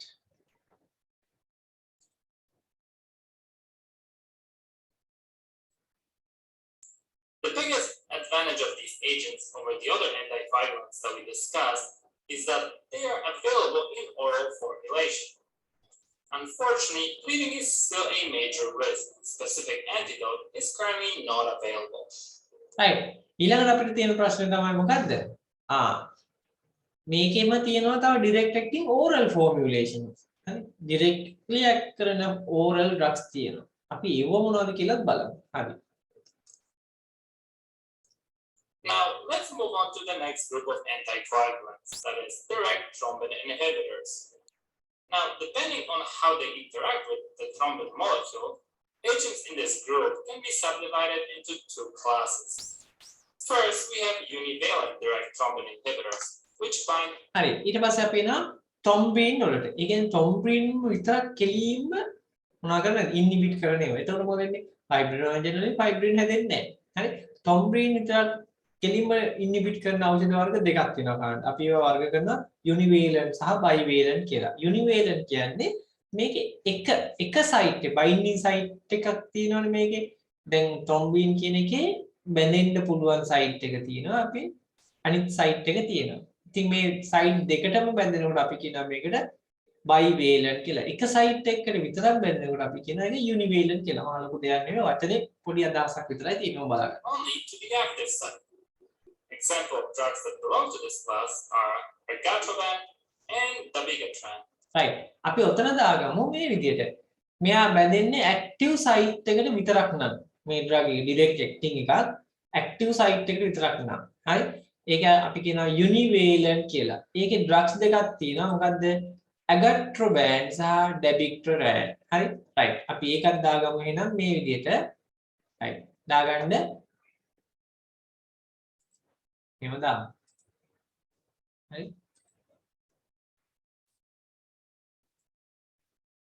හරි. එතන දාමු අපි එහෙනම් මේ. හරි? එතන තියාගන්න univalent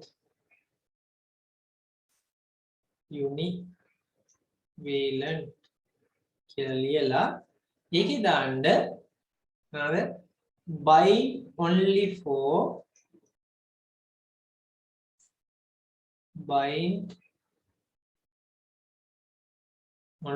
for active site.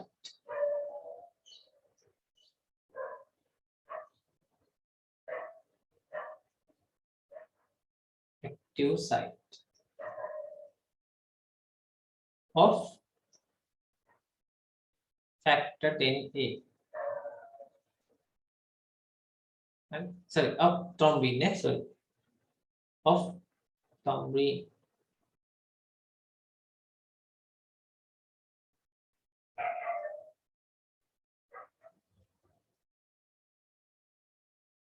Of thrombin. Right. Are you ready? එහෙනම් අපි එතනට ආවා. ඒකට drugs දෙක දාගන්න එකක් මොකද්ද? ergotaban අනිත් එක තමයි dabigatran. හරි? dabigatran. ergotaban නැත්නම් argatroban dabigatran. හරි? right. එහෙනම් ඔන්න අපි ඉස්සරහට යනවා.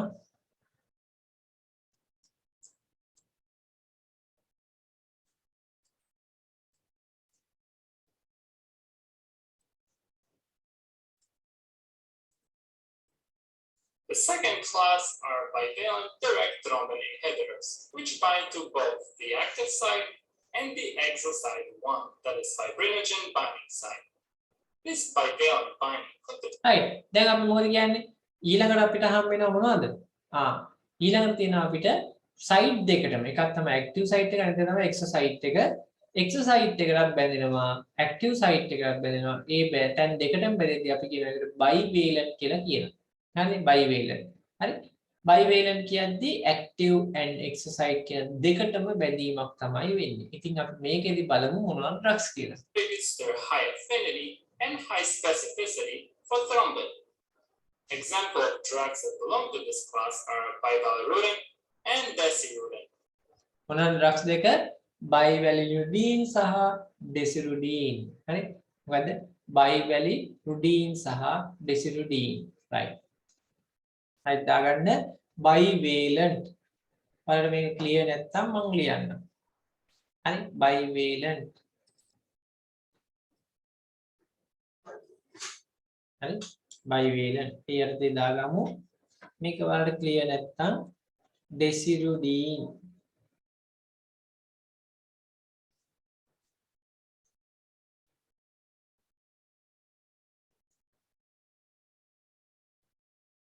හරි ඊට පස්සේ දාන්න bivalirudin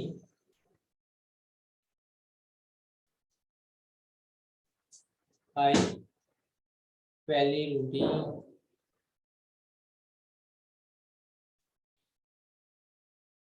නේද bivalirudin right ඔන්න ඩ්‍රග්ස් ටික හරිද වැඩි right එහෙනම් ඒකත් හරිනේ අපි ඒක බලයියා හරි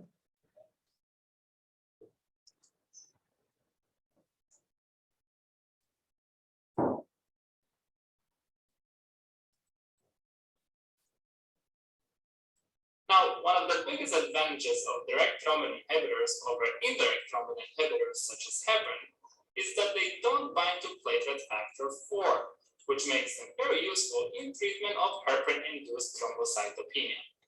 ඉතින් මේ ඩිරෙක්ට් ඇක්ටින් වගේ අපි කියනවා යුනිවේලන්ට් සහ බයිවේලන්ට් කියන ඩ්‍රග්ස් අපි පාවිච්චි කරන්නේ වැඩිපුරම හිට් මේකෙන් නවතිනවා. හරි ඒ කියන්නේ මොකද්ද heparin induced thrombocytopenia කියන කන්ඩිෂන් එක නවතිනවා වළක්ව ගන්න පුළුවන් මේකෙන්. ඒ නිසා මතක තියාගන්න මේ ගෲප් එක හරි වඩා හොඳයි. හරි මොකටද හිට් වලට. හරිද? right right එහෙනම් අපි යන ඊළඟ කොටසට However, just like with other anticoagulants, bleeding is a major risk and there is no specific antidote available at this time. මේකට විශේෂිත ඇන්ටිඩෝට් නැහැ. Now, there is one more anticoagulant that I wanted to discuss, which is warfarin.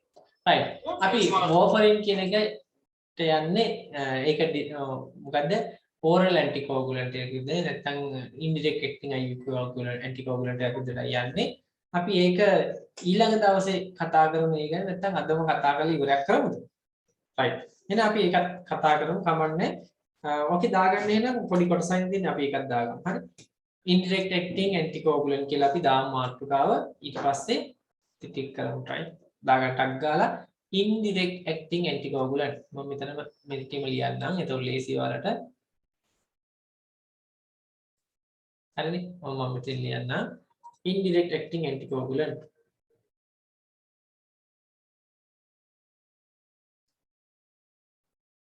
indirect acting anticoagulant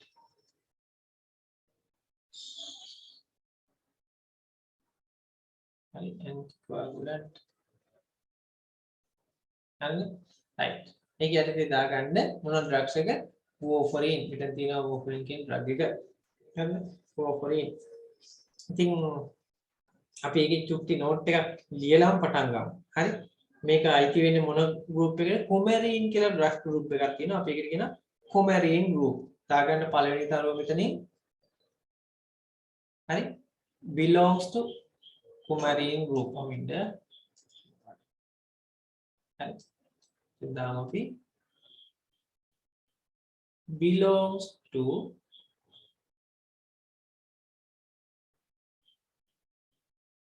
coumarin group. Coumarin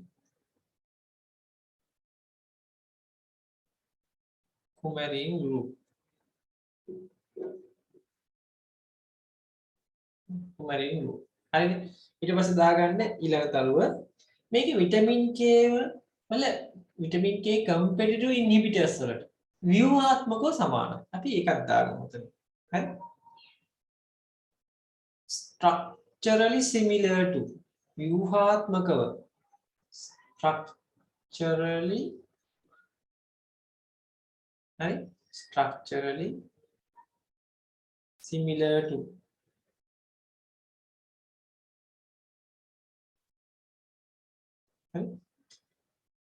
competitive inhibitors of vitamin K. නැත්නම් vitamin K competitive inhibitors.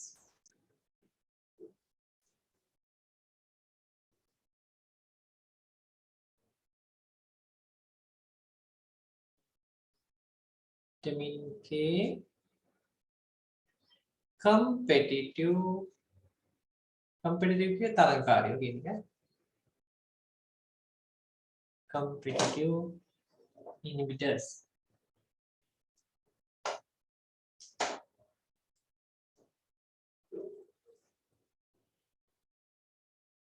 competitive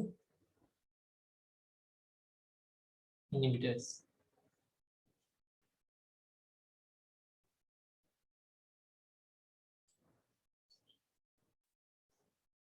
හරි. අද පොඩ්ඩක් දැන් ලියන්න බලන්න. මෙහෙම දාමු competitive inhibitors. vitamin K competitive inhibitors. Right.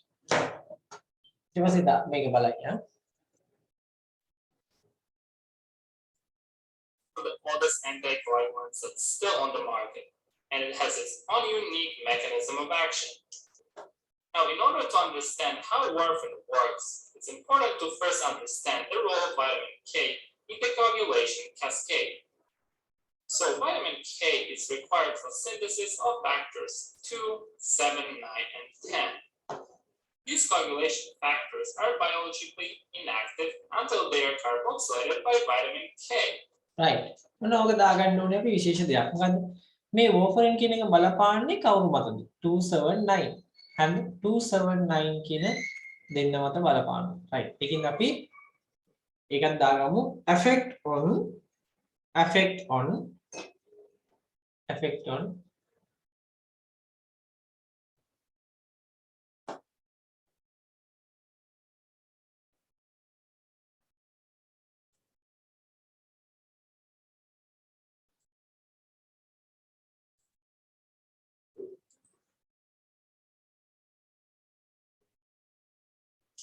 right effect on factor 279.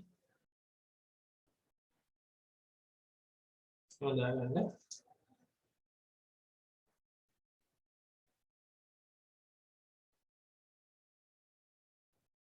effect on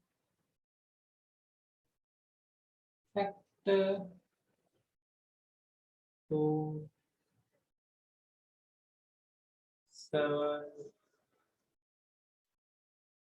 and 9. And yes. ඊට පස්සේ දාන්න 279. ඊට පස්සේ දාන්න මේ විදියට.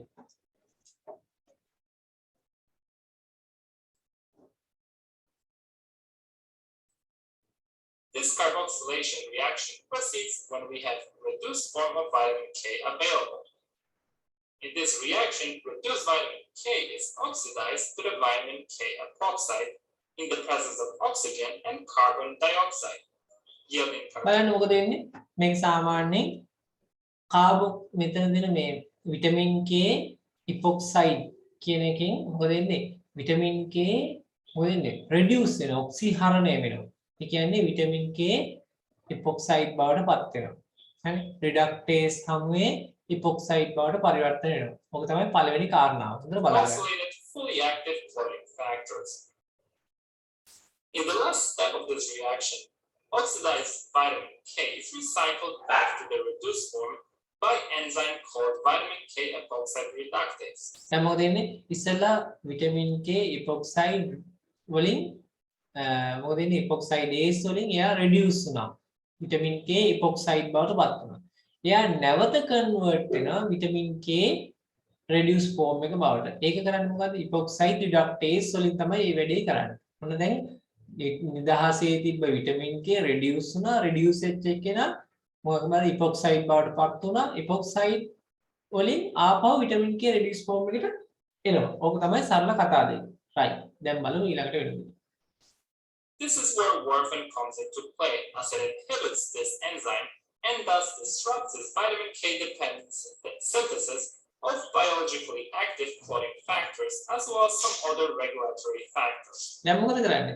මෙයා කරන වැඩේ තමයි warfarin දුන්නාම vitamin K epoxide reductase කියන එක inhibit කරනවා. inhibit වෙච්ච ගමන් මොකද වෙන්නේ? අර reduce form එකේ තියෙන vitamin K නැතුව යනවා. ඒකින්ද මොකද වෙන්නේ? අන්න කැටි ගැසීමට බාධා ඇති කරනවා. හරි? කැටි ගැහෙන්න දෙන්නේ නැතුව තියාගන්න. කැටි ගැහිමක් නැහැ ඒක. right. Now, one of the biggest disadvantages of warfarin is that it has a narrow therapeutic window and has been associated with many drug-drug and drug-food interactions. මේකේ විශේෂම ප්‍රශ්නේ තමයි මොකද්ද? මේකේ narrow therapeutic index එකක් තියෙන. ඒ කියන්නේ drug එකේ dose එක චුට්ටක් වැඩි කරපු ගමන් effect එක ලොකුවට වෙනස් වෙනවා. ඒකින්ද ගොඩාක් මේකේ dose එක range එක අපි adjust කර කර දෙන්න ඕනේ. ඒක අපි INR value එක කරන්නේ. INR test එක කර කර තමයි මේක අපි dose එක decide කරන්නේ. ඒ වගේම drug එක්ක food එක්ක මේක ගොඩාක් අන්තර්ක්‍රියා වැඩි, interaction වැඩි. ඒකින්ද මේ drug එකේ ගොඩාක් ප්‍රශ්න ගොඩක් තියෙන එකක්. For these reasons, clinicians need to closely monitor patients on warfarin by using the International Normalized Ratio measurements, also known as INR. INR test එක කර කර තමයි dose එක අපි adjust කරන්නේ. And adjust the dose when necessary to balance the risk of bleeding against the risk of clotting. Fortunately, in the event of bleeding, anticoagulant effects of warfarin can be overcome by administration of vitamin K. However, reversal can take up to 24 hours. Therefore, in the event of emergency, ඉතින් warfarin වල ක්‍රියාව reverse කරන්න පුළුවන් මේ vitamin K දීලා. හරිනේ? warfarin වල ක්‍රියාව reverse කරන්න antidote එක විදිහට vitamin K දෙන්නේ උන් ඕක හින්දා. ඇයි මේ reduce form එකේ තියෙන vitamin K නැති වුනහම තමයි මොකද වෙන්නේ? කැටි ගැසීම උත්තේජනය වෙන්නේ. කැටි ගැසීම නවතින්නේ. දැන් මේකෙන් මේ drug එක විසවුනොත් එහෙම warfarin එකෙන් විසවුනොත් එහෙම මොකද වෙන්නේ? පිටින් vitamin K දෙන්න වෙනවා. දුන්නොත් තමයි ඔන්න reduce form එක වඩපත් වෙන්නේ. එතකොට bleeding නවතිනවා. right. එහෙනම් අපි දාගමු මෙතන action එක. හරි action. ඔන්න අපි action එක ලියන්නයි යන්නේ. එතන දාගමු අපි action. හරි action. right. දාගන්න action. මම මෙතන ලියන්නම්. mode of action. හරි. ඊට දාගන්න. හරිද? Antagonize the cofactor function of vitamin K.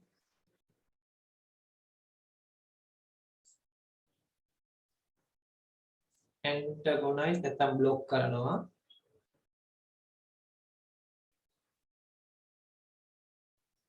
Antagonize the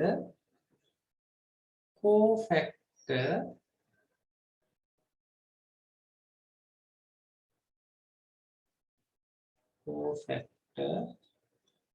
function of vitamin K.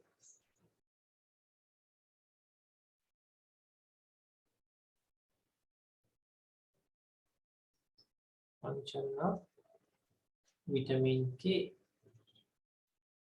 And right. Vitamin K. right. ඕක තමයි action එක. හරි. ඒ කියන්නේ මොකද කරන්නේ? vitamin K reductase කියන enzyme එක තමයි මෙයා inhibit කරන්නේ. මොනම වරහකින් දාගන්න. it inhibit vitamin K reductase මේ තියෙන්නේ. inhibit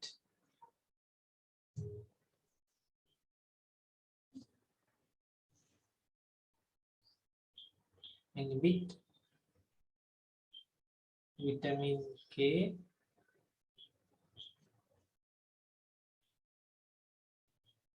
reductase.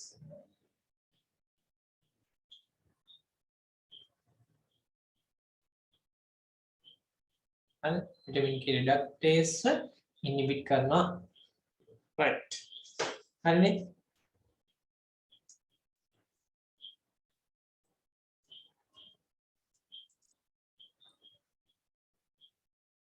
of fresh frozen plasma might be necessary. Now, the last group of drugs that I wanted to discuss in this lecture Right. are මේක දාගන්න antidote එක. මේකේ warfarin වල antidote.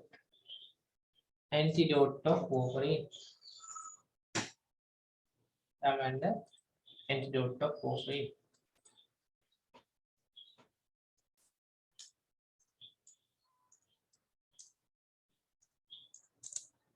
Antidote of warfarin. මොකද්ද? vitamin K. vitamin K. මොනවද දාගන්න. හරිනේ? මොන ප්‍රතිවිෂය. right. අදට මම හිතන්නේ ඔතනින් ෆාමකොලොජි පොඩ්ඩක් නවත්තමු. අපි ටග්ගාලයන් අපේ මොකේද? ඇල්කලොයිඩ් පාඩමට. හරිද? ඔන්න ඔයාලට මේ සතියේදම ප්‍රශ්න ලැබෙන්නේ විටමින් K සම්බන්ධයෙන් හරි ඊට පස්සේ ඇන්ටිකොගුලන්ට් සම්බන්ධය සම්පූර්ණ ප්‍රශ්න ටික ලැබේ. හරි තව තියෙනවා මේකේ ටෙස්ට් ටිකක් කරන්න පොඩි කොටසක්. ඒක අපි ඊළඟ දවසේ කරමු. දැන් යන් අපි මොකටද? ඇල්කලොයිඩ් පාඩමට. හරි. ඔන්න මම ඇල්කලොයිඩ් පාඩම මේ විදිහට ගන්නවා. හරි. ඔයාලට ඇල්කලොයිඩ් කියන එක දැන් කොග්නසි වලට යන්නේ. කොග්නසි වල මේ කොටස අපි හරියට බලමු මොකද්ද මේ කියන්නේ කියලා. ඇල්කලොයිඩ් වල මම මේ විදිහට ගන්නම් isoquinoline alkaloid කොහොම බලන්න. හරි.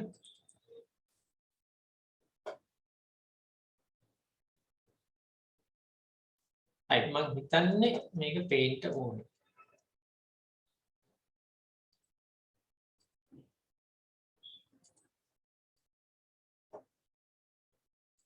කොහොම බලන්න. පේනවද? පේනවනේ.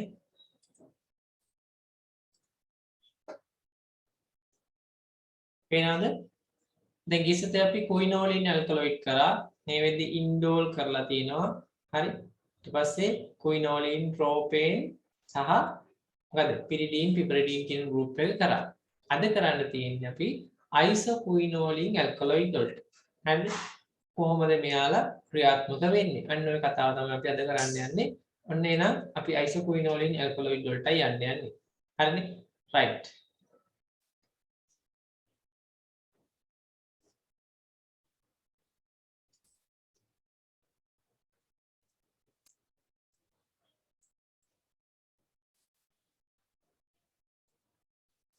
right.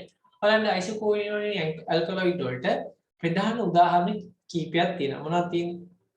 එකක් තමයි papaverine. හරිද? අනිත් එක තමයි මොකද? sangumarine. හරි. ඊළඟ තමයි මොකද්ද? ආයි තියෙනවා protoverine. protoverine. හරි. ඊට පස්සේ තියෙනවා chelidonine. මොකද්ද? chelidonine. right. අපි දාගමු එහෙනම් example of isoquinoline alkaloid කියන එකට මොනවද? papaverine, sangumarine, protoverine, chelidonine. හරි chelidonine. මේක තමයි isoquinoline alkaloid වල ව්‍යුහය. is a double carbon ring containing one nitrogen atom. ඔයාලට පේනවා ඇති මෙතන carbon ඒ කියන්නේ මේ carbon ring දෙකක් තියෙනවා. ඒකේ තියෙනවා මොනවද? nitrogen atom එකක් තියෙනවා. හරි එක nitrogen atom එකයි තියෙන්නේ. ඉතින් isoquinoline කියපුවාම iso කියන්නේ හැම වෙලෙම දෙකක් කියන එක. හරි එතකොට ඒකේ nitrogen atom එකක් තියෙනවා isoquinoline නැත්නම් double carbon ring containing one nitrogen atom කියලා මතක තියාගන්න. හරි. ඉතින් හොඳම උදාහරණය මතක තියාගන්න papaverine. හරි. තව තියෙනවා මේකේ මොනවද? තව තියෙනවා curarine. හරි. ඔය rene කියලා ඉවර වෙනවා තමයි මේකේ තියෙන්නේ. බලන්න හැම එකකින් පේන ඇති rene. හරි. curarine. හරි. papaverine. හරි. ඔය තමයි තියෙන්නේ. හරිනේ. all are GI tract irritant and CNS stimulant. මතක තියාගන්න මේ හැම එකක්ම GI tract එකේ මොනවා කරනවද? irritate කරනවා.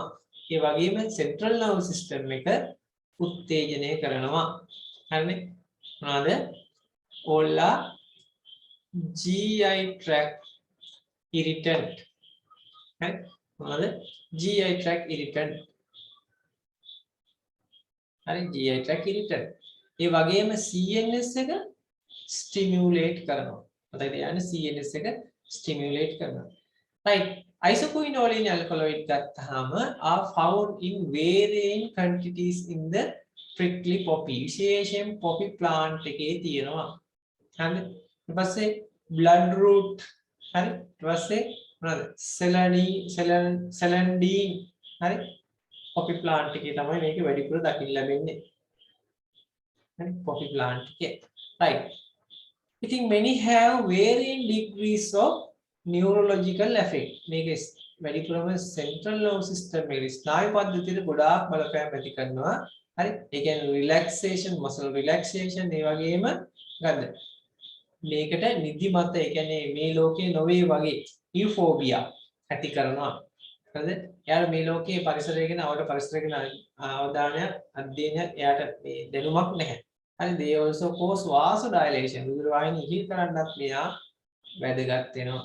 ඒ නිසා ඔන්න එහෙනම් මතක තියාගන්න මොනවද ඇල්කලොයිඩ් වල මොනවද මේ කතා ටික රයිට් මොනවද තියෙන්නේ එහෙනම් මේ ඔක්කොම ලියන්න එපා ලියන්න මෙහෙම isoquinoline alkaloid කියලා ලියලා මෙහෙම දාගන්න හරි isoquinoline alkaloid මේ මාතෘකාව isoquinoline alkaloid is a double carbon ring is a double carbon ring containing one nitrogen atom. වෙන මොකුත් ලියන්න එපා. හරි? isoquinoline is a double carbon ring containing one nitrogen atom. එච්චරයි. ඊට වඩා මොකුත් ලියන්න එපා මේ ස්ලයිඩ් එකේ. හරි?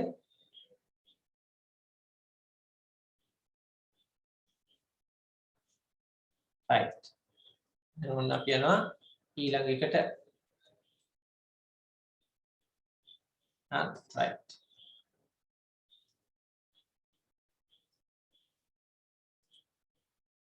මේක මතක තියාගන්න ඉතින් කෙටිම ක්‍රමය තමයි මම මේ දාලා තියෙන්නේ. හරි?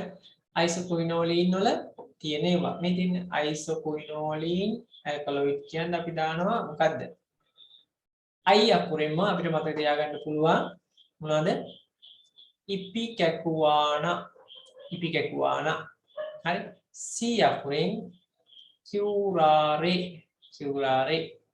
හරි? මේක නම් මතක තියාගන්න ඕනේ නෑ ඔයාලා. මොකද්ද? දරුහල්ඩි. දරුහල්ඩි. ඒව ඕනේ. හැබැයි මේක මතක තියාගන්න. opium. opium. ඔන්න ඔය හතර මෙන්න විශේෂයෙන් මේ තුන් දෙනා මතක තියාගන්න. කවුද? මෙන්න මේ තුන් දෙනා මතක තියාගන්න. opium, curare, ipecacuanha. මෙන්න මේ තුන් දෙනා මතක තියාගන්න. ඒක මතක තියාගන්න ICU Dora කියලා මතක.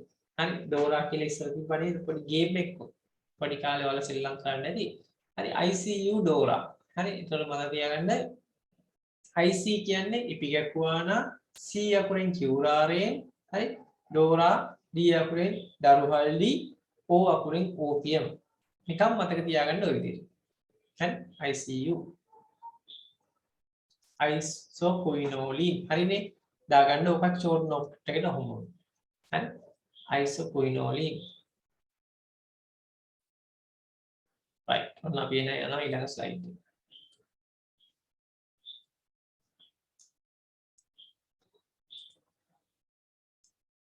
right. මෙතන isoquinoline. ඉතින් මේක අපිට opium ශාකයෙන් morphine කියන එක ගත්ත හැකි. හරි? tuberculin ගත්ත හැකි.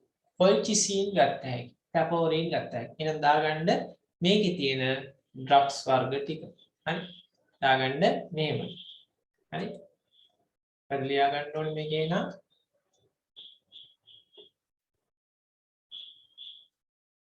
chemical compound. එහෙම දාන්න. chemical compound.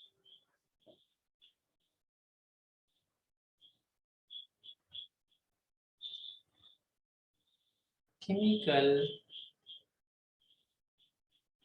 compound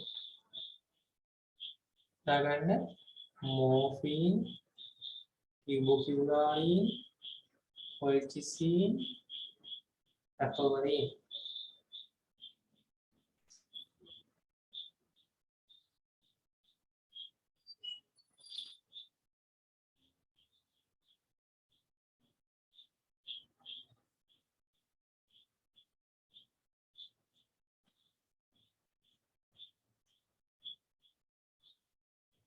හරිනේ නම් අතර ඉරක් දාගන්න ඈ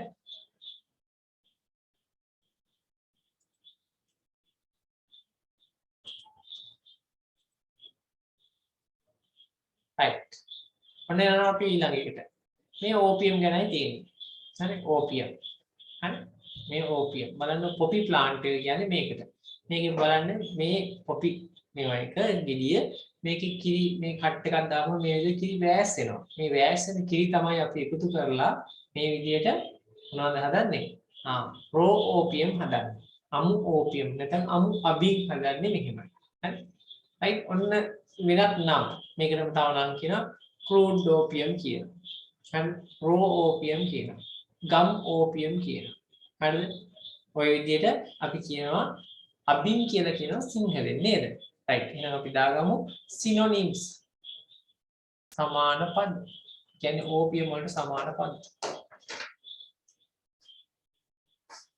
දාගන්න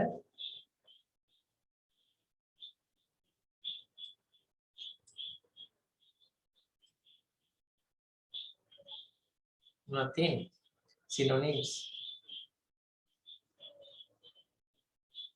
පළවෙනි එක crude opium දෙක raw opium gum opium right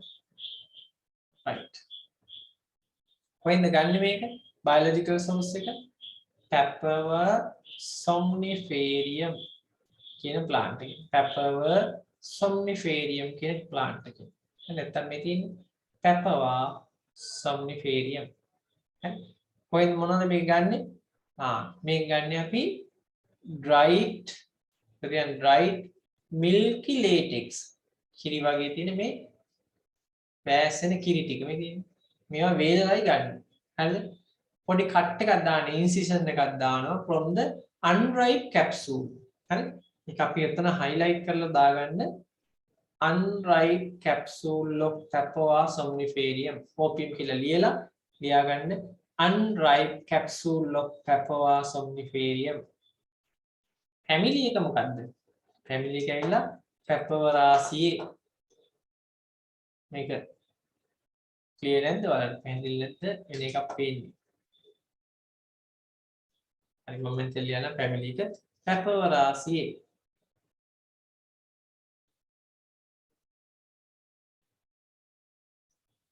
හරි Papaveraceae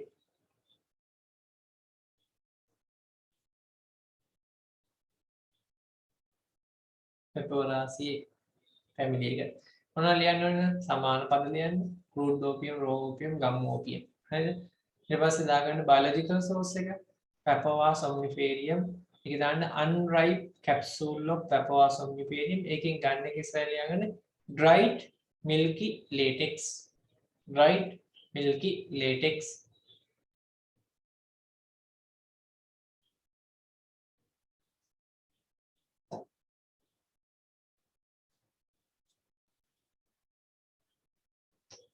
හරි නේද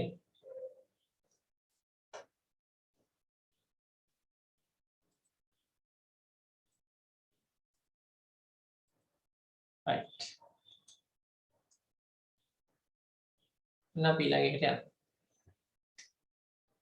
හරි මේක තමයි සාමාන්‍යයෙන් අපි ඉගෙන ගත්ත මේ කුයිනෝලින් group එක අගේ සතියේ කතා කරපු group එක මේක හරි ඔන්න මේකේ වෙලා තියෙන වැඩේ බලන්න අයිසෝකුයිනෝලින් වලදී මොකද එන්නේ මෙතනටයි එන්න එක එන්නේ නයිට්‍රජන් ඇටම් කලින් එක අපිට මෙතනට මේක මෙතනයි දෙන්නේ ඒකයි මේකේ විශේෂත්වය හරි right සාමාන්‍යයෙන් අයිසෝකුයිනෝලින් group එකේ තියෙනවා මේ තියෙන අයිසෝකුයිනෝලින් ring එක මේ ring එකේ මේ 2 3 4 කියන කාබන් පරමාණු වලට එක එක ඒවා බැඳුනහම තමයි මොනවද හැදෙන්නේ? මේකින් එන්නේ derivatives හැදෙන්නේ. මොකද tetrahydro isoquinoline. මොනවද මේ tetrahydro isoquinoline? මේවා ලියන්න අඳින්න ඕනේ නැහැ. tetrahydro isoquinoline. isoquinoline ring එක උතනින් ලාවට ඇඳ ගන්න. කොහොමද අඳින්නේ?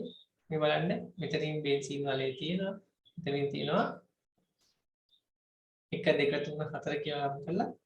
දෙකේ නයිට්‍රජන් තියෙනවා.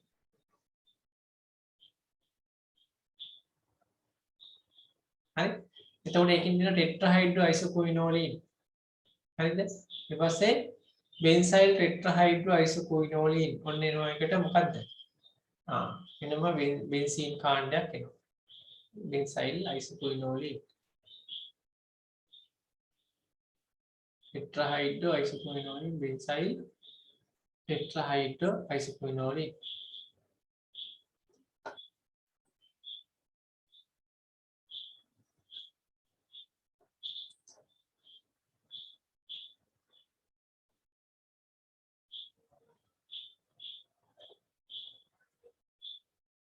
හරිනේ.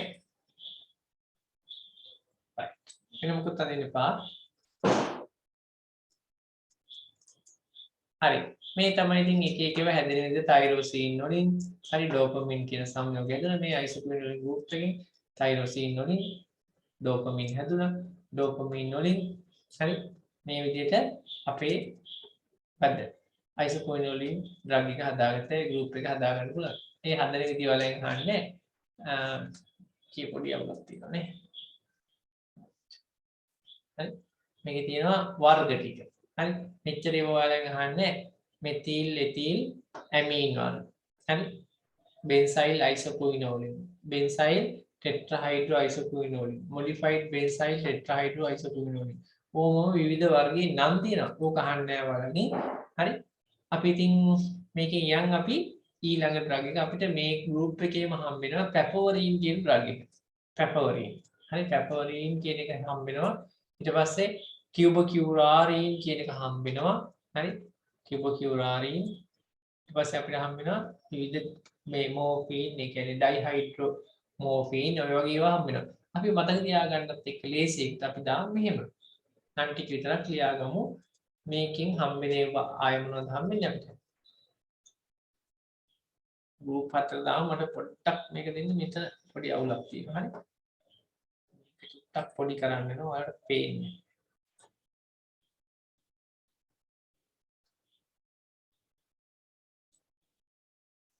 හරි.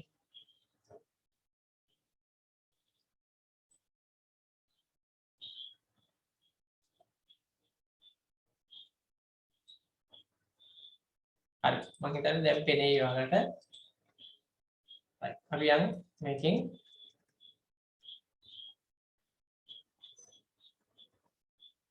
හරි.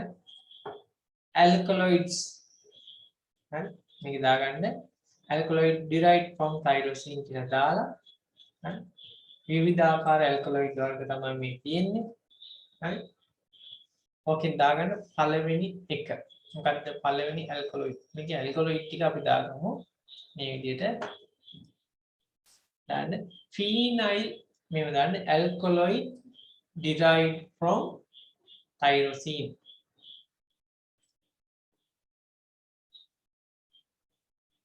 කියලා ලියලා phenyl ethyl amines පළවෙනි එක. phenyl ethyl amine.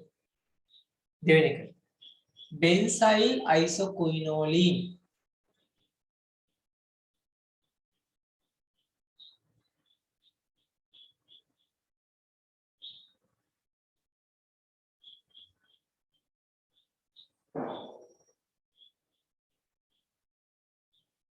තුන්වෙනි එක. benzyl tetrahydro isoquinoline.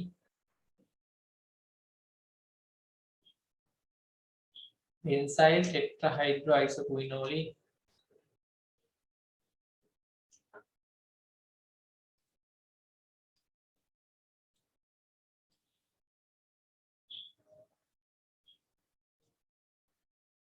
benzyl tetrahydro isoquinoline.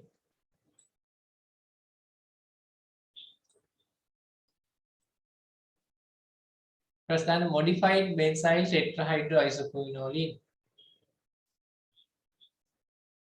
Modified benzyl tetrahydroisoquinoline.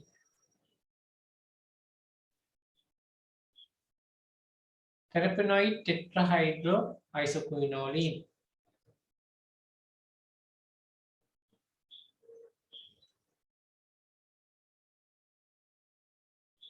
ඊළඟ අවසාන එක phenyl ethylene isoquinoline. නිකන් නම් ටිකක් විතරයි. ඕවා ඔයාලා පාඩම් කරන්න එපා. phenyl ethylene isoquinoline. හරිද වැඩි? right. එහෙනම් ඉස්සරහට යන් අපි right. මේකෙන් අපි යනවා අපිට හම්බෙන ඩ්‍රග්ස් පොදුවේ ඔක ඉස්සරහින් අපි දාගමු පැපවරින්. මේ ඩ්‍රග් එක අපිට හම්බෙන එක. මේක තමයි අපිට ඕන කරන එක. පැපවරින්. නම විතරක් ලියන්න. පැපවරින්. ස්ට්‍රක්චර්ස් අනින් දෙපා වැඩක් නැහැ. පැපවරින්. දාගන්න පැපවරින්. Tubocurarine. ඊළඟ එක. Tubocurarine.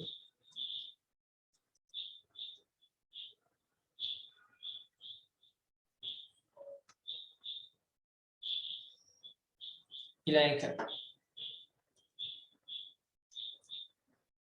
right.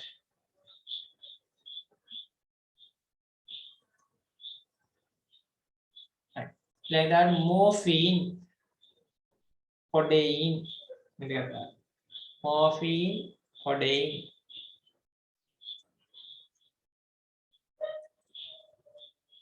right. මේ අමතක තියාගෙන කෙටි කරන අපි ඔය ඉස්සරහට බලමු. right.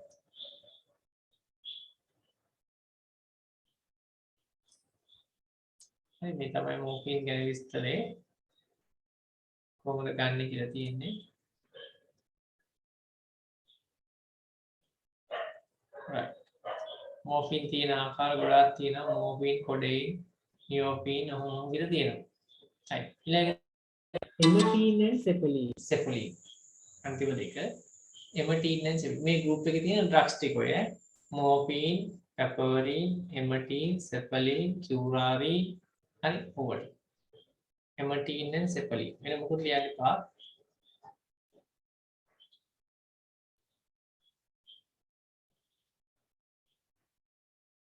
right. then emetine and cephalin.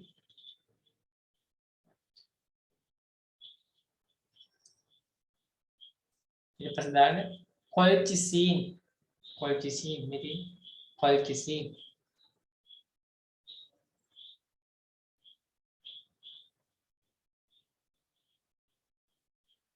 colchicine.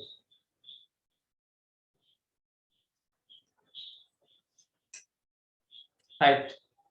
ඔන්න අපේ එහෙනම් මොනවද තියෙන්නේ? chemical test වලට එනවා. right. chemical test වලට එන්න කලින් අපි මේ ටික කෙටියෙන් දාගමු මතක තියාගන්නත් ලේසියි. හරි. අපි යන් මෙතනින් මතක තියාගන්න ලේසි විදිහට අපි මේක ලියාගමු. මොනවද?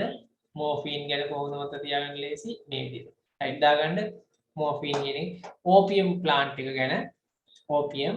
ඒකේ තියෙන මොනවද? Papaver somniferium. මේක තමයි biological source එක. Papaver somniferium. දාගන්න Papaver somniferium.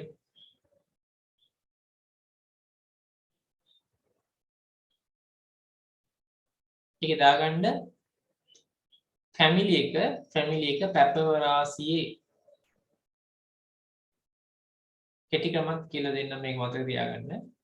Papaveraceae. chemical constituent ඒකේ තියෙන chemical වර්ග narcotine, codeine, papaverine, morphine, heroin, හරි meconic acid. මොනවද තියෙන chemical වර්ග? narcotine, codeine, papaverine, morphine, heroin, meconic acid.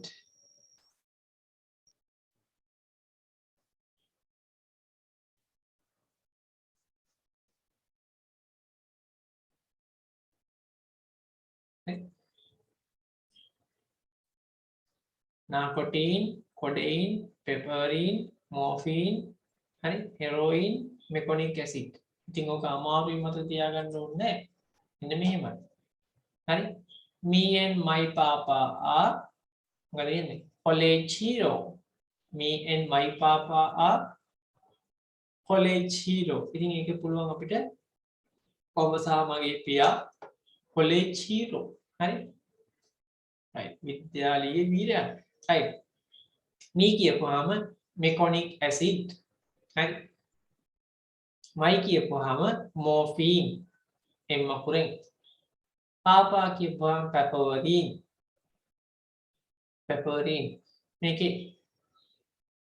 මේකේ තියෙනවා මෙතන මේ AR ගත්තාම narcotin. college කියන්නේ codeine, hero කියන්නේ heroin. හරි right මොනවද තියෙන්නේ නම් meconic acid, morphine, piperine, narcotin, codeine, heroin. right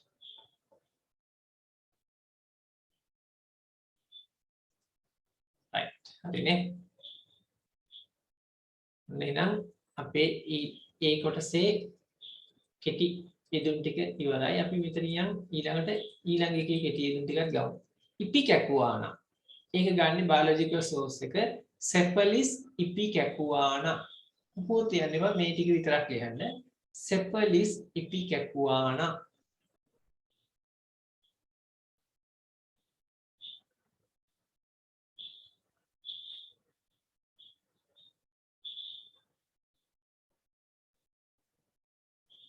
හරි ඒකේ ෆැමිලි එක රුබියාසියේ ෆැමිලි එකේ හරි කෙමිකල් තියෙනවා මොනවද එමටින් තියෙනවා සෙෆලින් තියෙනවා එමටින් සහ සෙෆලින් ඉතින් ওই ටික ඔක්කොම මතක තියාගන්න රයිස් කියලා මතක තියාගන්න රයිස් R අකුරෙන් රුබියාසියේ I අකුරෙන් ගද්ද ඉපිකැකුවානා C අකුරෙන් අපිට පුළුවන් කියන්නේ සෙෆලින් E අකුරෙන් එමටින් අනේ කෙමිකල් ඉතින් මේක අපි පාවිච්චි කරනවා වමනේ ඇති කරවන්න එමටික් and expectorant තියෙන සෙම කඩලා එළියට දාන්න එමටික් and expectorant ඊට අමතරව ඇමීබාවන්ට එරෙහිව මේක පාවිච්චි කරනවා ඇමීබාවන්ට එරෙහිව anti amoebic properties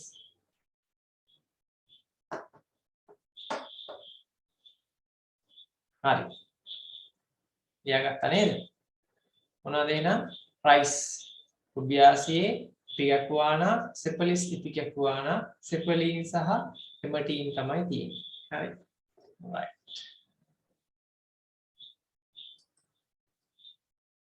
අවසාන එක්කෙනා මෙයා ඔයාලගෙන් අහන්නේ